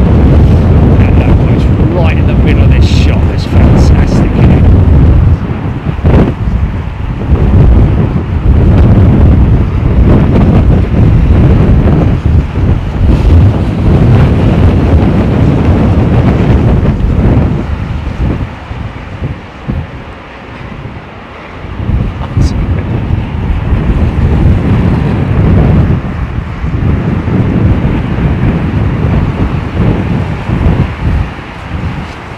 Exactly it. Rain-X is only really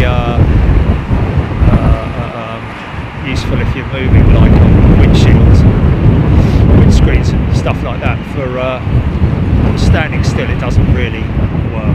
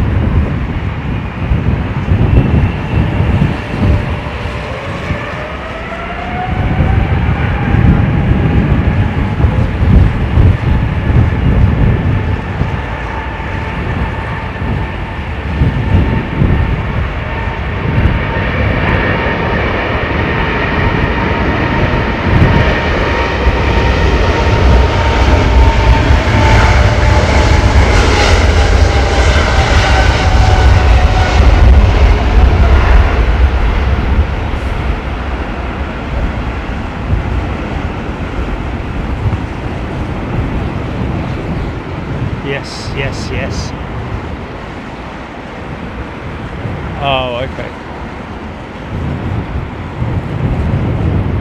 Oh, right, okay, the Starlings, yeah.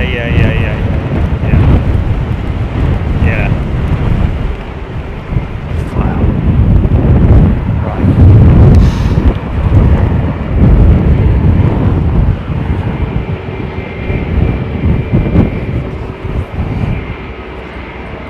Okay, we got a message from Qatar.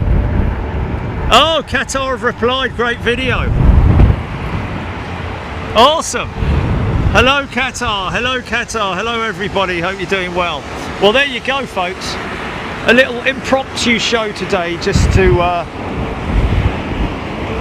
remember it's not Sunday. Because that's not what I'm going to be doing tomorrow morning. I'm going to be like, okay, Monday, let me have a look and see what I've got set for Monday. But anyway, listen folks, thank you very much. It's been wonderful having you with us once again. I'm going to get myself off. Got to go do a little bit of shopping, get a couple of days worth of food before we head off to Miami. It's Wednesday morning we leave. We arrive in Miami around about 2:40 in the afternoon. That means that we should be in the hotel by about 3:30, depending on how busy they are in the customs hall, etc.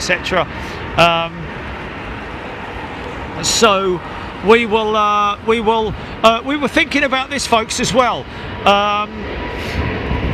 When I get there, obviously, if all goes as it should do, as is planned, I will be on the balcony and setting everything up. We always do a sort of like a check to make sure that all the systems are running properly, cameras not damaged, that sort of stuff from the journey. But basically getting everything running and making sure it's working properly. And we were thinking that as it's a Wednesday, why don't we do a free view from the balcony, and then the rest of the week is all about you members. Have a think about that, let us know what you think about it. We obviously like to run it past you guys first, because you're the ones that matter and you're the ones who are paying for this privilege.